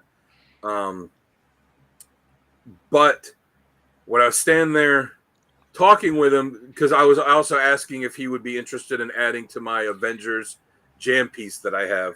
He was the first one I asked, and he was like, "Oh, I can. I've got this stack of other 8 things already." I'm like, "Hey, it's cool, no problem." He lives in Maryland next year. Yeah. But he was talking with me and the guy in line in front of me, and he was telling us that he has been blacklisted at Marvel. But not only was he blacklisted, nobody told him he was blacklisted, so he didn't know for a year. And the way he found out is that he was going to do a cover for a convention program for another convention, and it was going to be like the X-Men or Avengers or something. And then they told him, "Oh no, you can't do that. You're not allowed to do Marvel." He's like, "What?" So the reason why is because, for anyone that doesn't know, he does these things called outrage covers that he does on these blank sketch covers. Yeah. And, he does them to be, they're kind of outrageous. So he did a Star Wars one. This one that you can see, Yeah. She's my sister. So he did that one. And apparently Kathleen Kennedy got super pissed off about it. So she went to Marvel, and even though she doesn't work for Marvel, she went to Marvel and said, "You can't. He's blacklisted. You can't hire him." Yeah. So really, she got so offended by that, and not just that. On top of it, she also told them no more publishing blank sketch covers for Star Wars books. No more doing those for new Star Wars books. Wow. So not only did she blacklist them at Marvel, she also said they can't even do blank sketch covers for any of their new books anymore either. All because, all because of that. Because she didn't like his. I think it's funny. This is very Mad Magazine down here. Yeah. Yeah. All because of that. Because we were talking "Oh man, it sucks." And he goes "Yeah, she's getting ready to retire." And "Oh, you're gonna, when she's gone, we were talking that's BS. She doesn't even work for him, and shouldn't be associated with him like that." And we said why are they even listening to her with that? And he goes, "Because everyone," I paraphrasing, he's like, "because everyone at Marvel is a bunch of spineless cowards. They're like, oh, when she's gone, you'll be able to go back and work there then." And he was like, "F them." Well, he didn't say F. He was like, "F them. They're a bunch of spineless cowards." He's like, "I got enough stuff I can do. I don't need them." And then it was right after that, I was like, "Hey, you want to add to my Avengers jam piece?" Yeah. I was like, "Oh, that's a pretty good story." I didn't know that he was blacklisted from it, and apparently he didn't either until recently. I'm really surprised at the amount of beef that I hear from creators when it comes to working for DC and Marvel. Yeah. I met Starlin numerous times, and that old anti-establishment hippie man, he just, and this is before, any of the Guardians movies came out, and he started, and Thanos got big on the Avengers. I'm sure he's a lot happier now. Yeah. But at the time, it was all, fuck Marvel, fuck DC. I'm like, damn, dude. Yeah, I mean, they didn't treat their creators real well then, and no, they didn't. They still don't treat them all that good. No, they don't. They'll have their ones that are like, the Golden Boys form that they'll kind of treat them real well. Then they'll have some other ones that they just, Starlin's from the generation where they didn't get their art back. Yeah, he was one of the guys that had to fight for that. Yeah, he said multiple times how like they would publish his book, and usually you get those the comp copies. He goes, I never received one for Thanos. He's like, I never received one for any of the books I did. And he's like, even when the movie came out, he goes, I was arguing with him because that was my book. Yeah. Like, he's like, I didn't get anything for it. And he's like, but they gave me a 5-second spot in the movie. Wow. He's like, yeah, his name's at the end of the end credits. Wow. Yeah. Or Bob McLeod, Bob McLeod. Well, no, he is in the movie though. Oh, like, is he? You remember when Cap is sitting there and they're doing like the therapy thing? Yeah, the therapy session. The Russos are in it. Yeah. And then Starlin's sitting over there. Oh, yes. Okay. I didn't realize that was him. But like Bob McLeod, he hates the New Mutants movie. I actually kind of like the New Mutants movie. I enjoyed it. The horror one? The horror one? Yeah. He absolutely hates it. And he's like, look, they cast good actors for these, but, this was wrong and this was wrong and this was wrong. And on top of it, the insulting part is when they put his name in the credits, they fucking spelled it wrong. Oh, God. They spelled his name wrong, and he co-create all of these characters. Oh, wow. I think that's too. Yeah. Wow. So yeah, I'm sure that every single creator has some sort of nightmare story or scenario that they've gone through working for one of the big two. Oh, I heard one this week. Oh, did you? Yeah, anyone listening, I don't like Liefeld. I have a disdain for the man. What? I can't form a club, brother. I can't stand his work. I can't. He's just not. He's not good. But he's the voice of a generation, Jamie. Generation of what? What was nice about the people that followed him and emulated him was they knew how to draw feet and stuff. Yes. They worked on their craft. They had actually gone to art school and learned anatomy and practiced. Yes. But they had him on. He was talking about resurgence of Youngblood. Putting out the new issue and how all these creators were like, Youngblood was my gateway into comics and all this other stuff. Well, he was talking about it, and then at the end, there was like 20 minutes left of the interview. The last 20 minutes was him bashing on Mark Waid the entire time. And how Mark Waid got him booted from DC and how he's blacklisted technically. I'm like, I think you did that to yourself. And he's like, and then when you look at Marvel, he's like, all these guys he's like, everyone there needs a nap because no one knows what's going on. They treat their people like crap. He's like, I was there and I was contracted to do X, Y, and Z. He didn't say what he was contracted to do.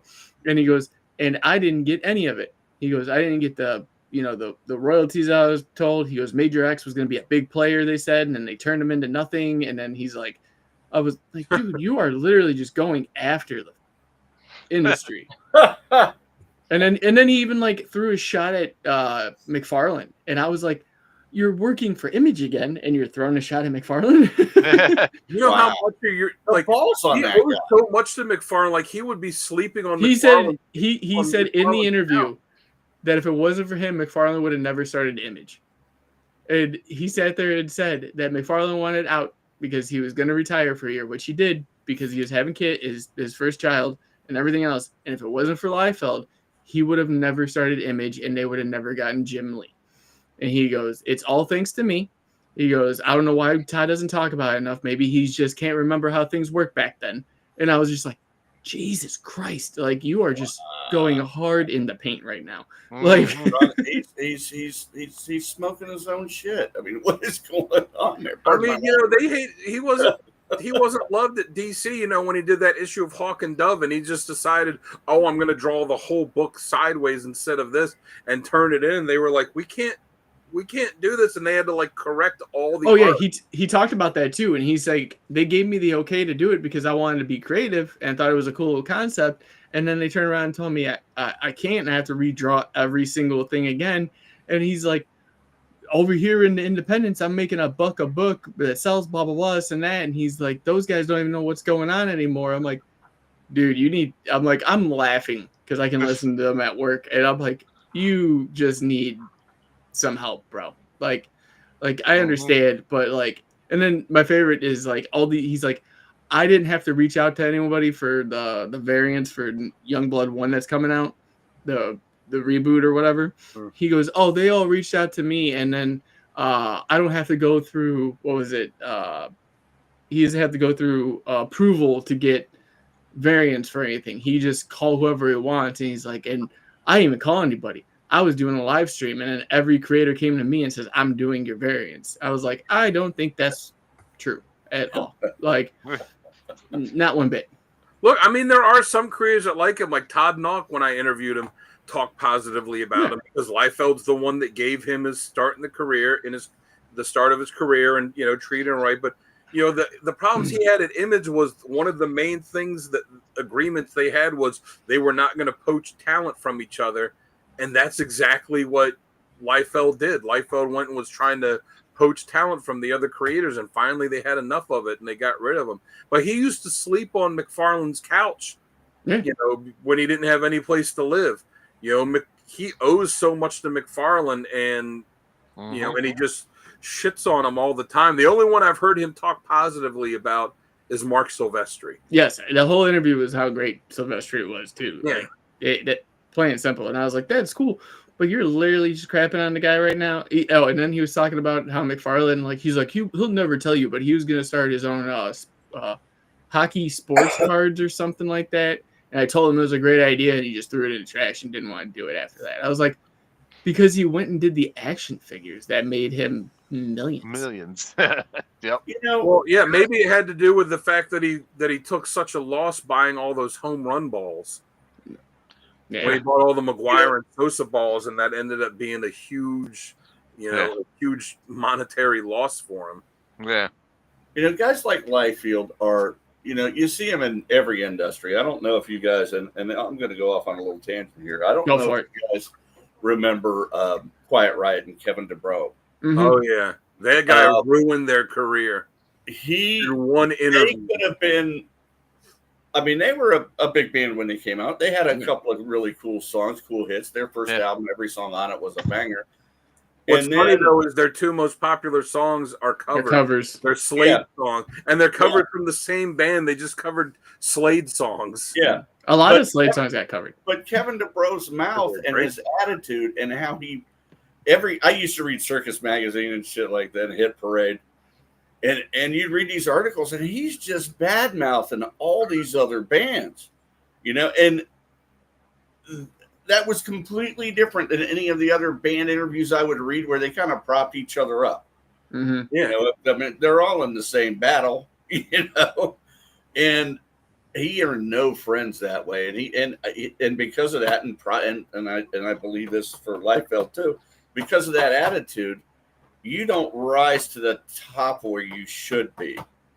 You get just to a certain height and then you plateau because no one wants to put up with your shit. Mm-hmm. Oh, yeah. Go ahead. No, go ahead. No, to me, it's like, okay, I get it. Like, you're not making the money you can make on an independent circuit, which is back then, your name wanted to be on the Marvel or DC title. You wanted to be the creator of, like, part creative team of Superman or Spider-Man or Batman. You wanted that because you were showcased that way. You wanted to be on a book that started with X because it was going to sell. Exactly. You wanted to be on a book that was Spider-Man because it was going to sell. And you saw how many independents come and go in that time frame back in the 90s. Or even before 90s, like before the Image boom. And independence has been out there since. Everything has an independent circuit, no matter where you look. Yeah. But to sit there and say like, oh, I was writing X-Force and it was the best-selling book of all time, blah blah blah, this and that. You hate pockets, you hate fun. Yeah. We first talked about that stupid jeans yesterday about that jeans commercial he did.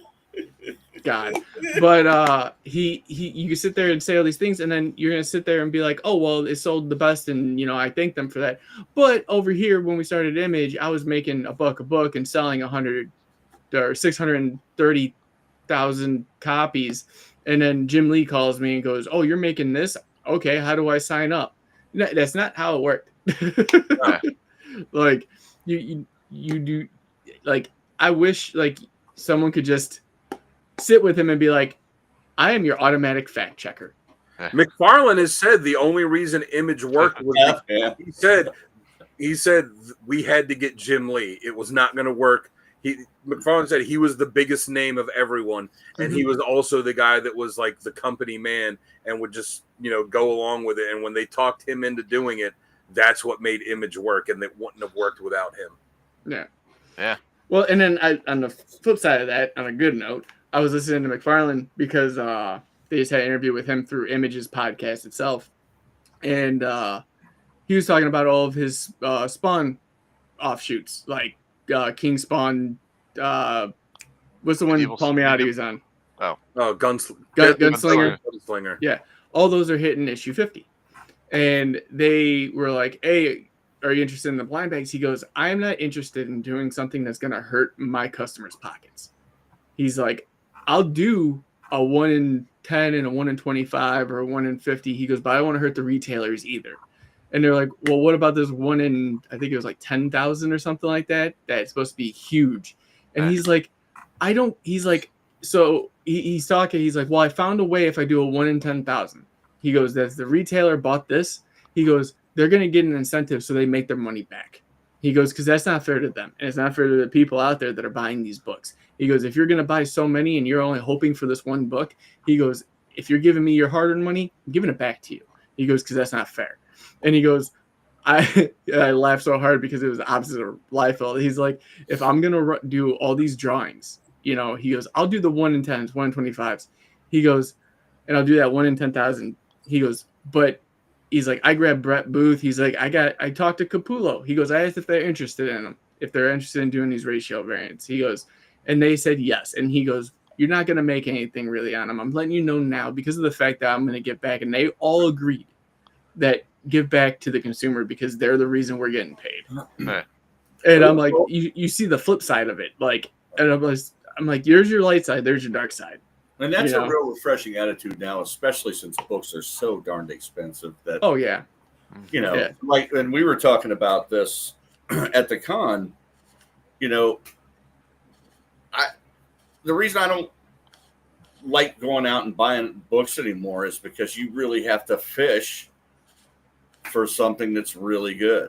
And books are too expensive now to do that. So I'm happy getting what I'm getting. Well, you look at McFarlane too. Like, he's got the toy line and got the pricey stuff, but he's also putting out the superpower stuff. And he said when he did it, he said, "Yeah, we're putting this out so they can be affordable. They're $10 a figure.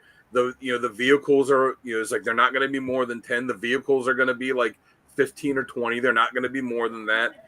The page punchers, he's like, "Yeah, you get a little figure, you get a comic, so kids can get excited about it." Like, he's also looking at knowing, like, this, we got to make stuff affordable for him too. And, Liefeld's talking about how, re-releasing Youngblood, like, yeah, it's so great that you're re-releasing it and you're having to recolor it, re-letter it, rewrite it because that the dialogue and everything was so bad that, come on. He's still perfecting something he put out, 25 years ago? Liefield likes to sit there and hotbox in his own car and smell his own farts and be like, "Oh my God, this is so great. I wish I could bottle this scent." Everybody, if you want to be happy in life, you need to find someone that's going to love you the way that Rob Liefeld loves Rob Liefeld. Yeah, that is true. Here's something. Well, Sal, let's talk a little bit about what we got going on, and then we'll kind of circle back to. Oh yeah. Of course. So, ladies and gentlemen, there is our. I'm going to call it our annual because this will be our second time doing it. Yep. Our Halloween special, where you guys in the chat, any person that's watching our show can send in 3 covers, and I will put them in the card and get them up on the show. Pam, we did get them. Just letting you know. So. We did her email. For the covers. Yeah. I saw it too. So ladies and gentlemen, go to the code. Can I text them to you? You can text them to me, or you can send them to on Facebook because we're connected. Okay. That goes for anybody. If you're already connected on Facebook, you can send them to me there. Well, since you're here, are you going to be on that show for that night? Yeah. I would love to. Are you going to be there? We'll have you on. What night is it? October 25th. Yeah, so That'd be a Saturday night. Next week. That would be Saturday. perfect. Not next week, 2 weeks. There we go, ladies and gentlemen. The Codex Station's Halloween special. It's coming up this week. It's this coming Saturday. The 25th is Saturday. Holy crap. So, I'm going to... and then LotCon's the next morning. Yeah. Right. All right. And then my anniversary is the day after that. Oh, very good. Look at you, a 3-for. A 3-for. Yeah. That's so awesome. Originally I had said the deadline to get these covers or these titles into me would be October 20th. That seems kind of tight now that it's actually this week coming up. So let's push that to like the 22nd or 23rd. If you can get me your titles in by those dates, I can create the cards for you and get those on the show. So what we'll do is we'll have a round of Codex team members, and we're gonna have a few guest stars on the show as well, including Chris. And now Chris, Chris will be involved.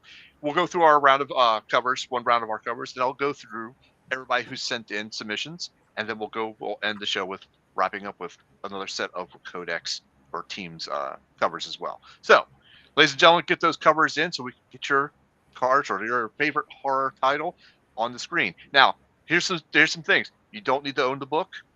You don't need to have read the book. You just think it's a really cool horror cover. It could be from any era. It could be from any publisher. Doesn't matter. If you think it's a cool horror cover, send it in, and we'll get it on a card for you. Yeah, horror book, scary horror cover, scary cover, Halloween cover. Yeah. If it's a Batman cover that has, with a pumpkin on it, And as long as it's 'tis the season. Yes. No Christmas covers. West Virginia's favorite sport. It's a good Halloween cover. Send it in. All right. I mean, last year one of my picks was the cover of Treehouse of Horrors. Yeah. Yeah, I remember that. That was pretty cool. That was a good one. I remember Chris's covers. It was the scariest ones. Yeah, Chris had some scary ones there. Yeah. But real fast, let's circle back to the conversation we had. And there's one thing that I heard that kind of interests me, and I kind of put this into the topic as well, is McFarlane obviously talking about their demographic of who's reading. And he goes, we've had the same people from the 90s kind of continue on to today. And he's like, I was going into these shops where I was doing signings. He goes, because I'll find new shops and start signing so that way they can get some recognition because that's what I want to do. And he's like, I'm talking to these owners and they weren't even alive around the time Spawn 1 came out. And he's like, so they don't have like a gateway. So I'm trying to figure out a new gateway to, talk to these guys. That's why the new Spawn book, the expansion of the universe is coming out. And that's kind of where I want to lead. Where do you guys think would be a good starting point for newer readers, especially someone like me who, let's just say X-Men, for example, my hatred for Cyclops. We all know it. We all love it. What would you do to entice newer readers to check out the older, books too? Like Uncle Gary shows Golden Age stuff that just blows my mind. And I'm like, oh, I never even knew that was a thing. So what, if you guys could come up with a quick idea to be like, hey, this is how we showcase this for newer readers or the younger generation, what would you do? You've got to make it affordable. You've got to make it like where they're putting the DC's doing the stuff in the Dollar Trees. Yeah. Well, they're also putting them in the sheets, but the ones in the sheets are like $4, and it's the same ones. Take these books. You've already published them. You've already made your money off of them. Put them out there for $1. Let kids just come and because you asked your parent like, hey, can I have $2 and I get 2 books or $1, and be like, yeah, sure. Look at it in the car. Leave me alone. So make it cheap and make it available. Get it back in gas stations and grocery stores and stuff, because people, for the most part, are not going to venture specifically to a comic book shop to get stuff. Yeah. I mean, think about it. When all of us started reading comics, that's what I was going to say. Yeah, did we start picking them up because we went to a comic shop? No, we found them at gas stations, at newsstands, at bookstores, at grocery stores, Walmarts and stuff. Get them where people are already going and make them cheap so that they'll pick them up. And that's how you book them. And you can, like you said, you can go back to the old standard. I mean, and this is how comics started, was they were a free giveaway. Have a premium at a certain gas station like BP. They've got an X-Men comic that's dropping, and it's going to be a copy of an old, Cockrum Claremont tale or Burn Claremont tale, and that would just rekindle something or kindle something in someone that has never really read anything. You know, and mom or dad stopped at the gas station, and they got gas. And they got this free comic here, Junior. You know. So I was going to say free comics as well. I picked up some free comics at like agricultural fairs and stuff like that, or just Montgomery County, fairgrounds type of thing, and also like giveaways. Like just not too long ago, I was at a Caps game where they had a Capitals book with the Avengers. So I thought that was actually pretty cool too. Really cool. Not a lot of teams did that. I think only 2 other ones did it as well. So it's kind of scarce, but it's still pretty cool that you go and get these freebies somewhere. But Chris, you're absolutely right. You got to rekindle or kindle some type of flame by putting these places. And Dan's hit it on the head with get it everywhere as possible, because not everyone's going to go to a comic book store to pick this stuff up. No, I would even say do some like not full trades or omnibuses, but maybe like, let's say I'm going to take Hard Traveling Heroes as a good storyline to read, and I always recommend it to anybody that's like, hey, what's a good GL story that I got to read?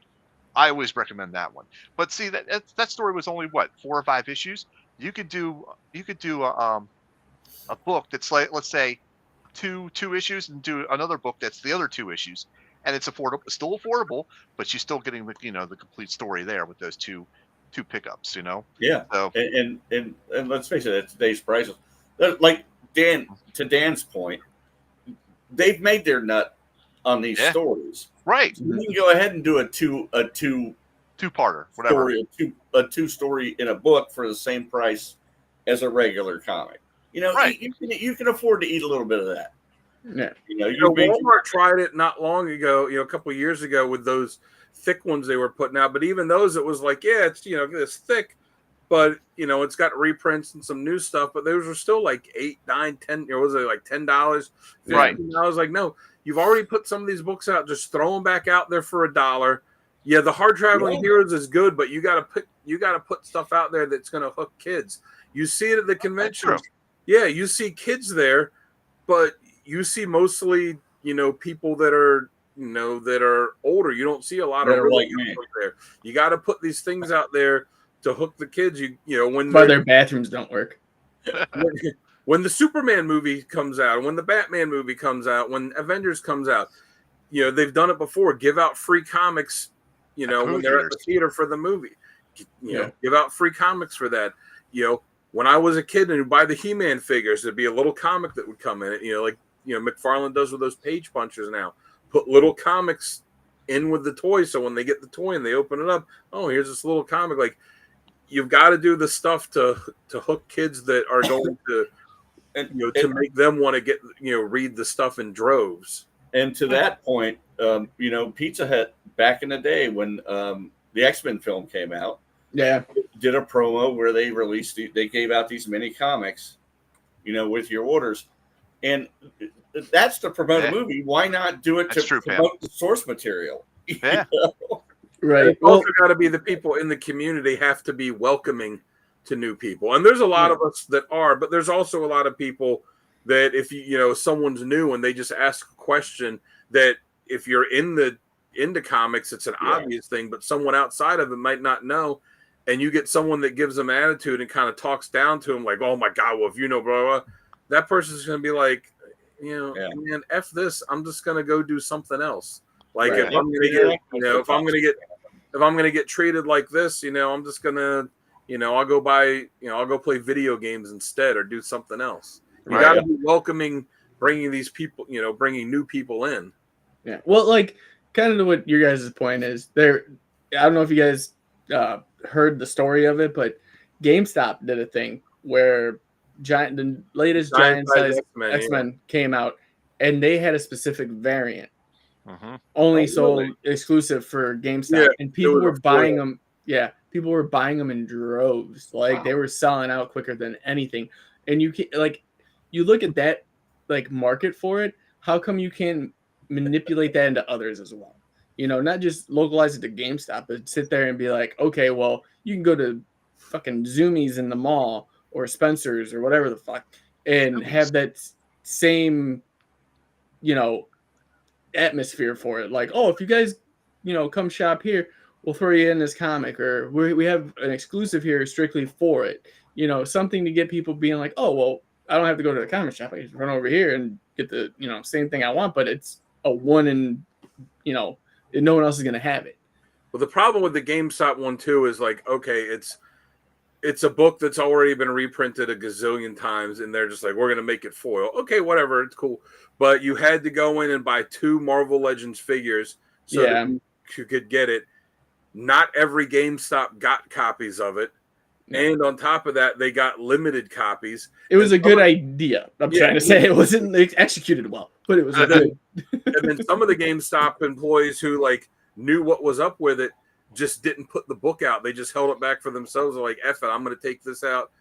Some of the managers are like, I'm going to take it and put it up on eBay. And people would go in wanting to get it, and they're like, oh, no, we don't have any, or we already sold out of it, because they're just keeping it for themselves. Yeah.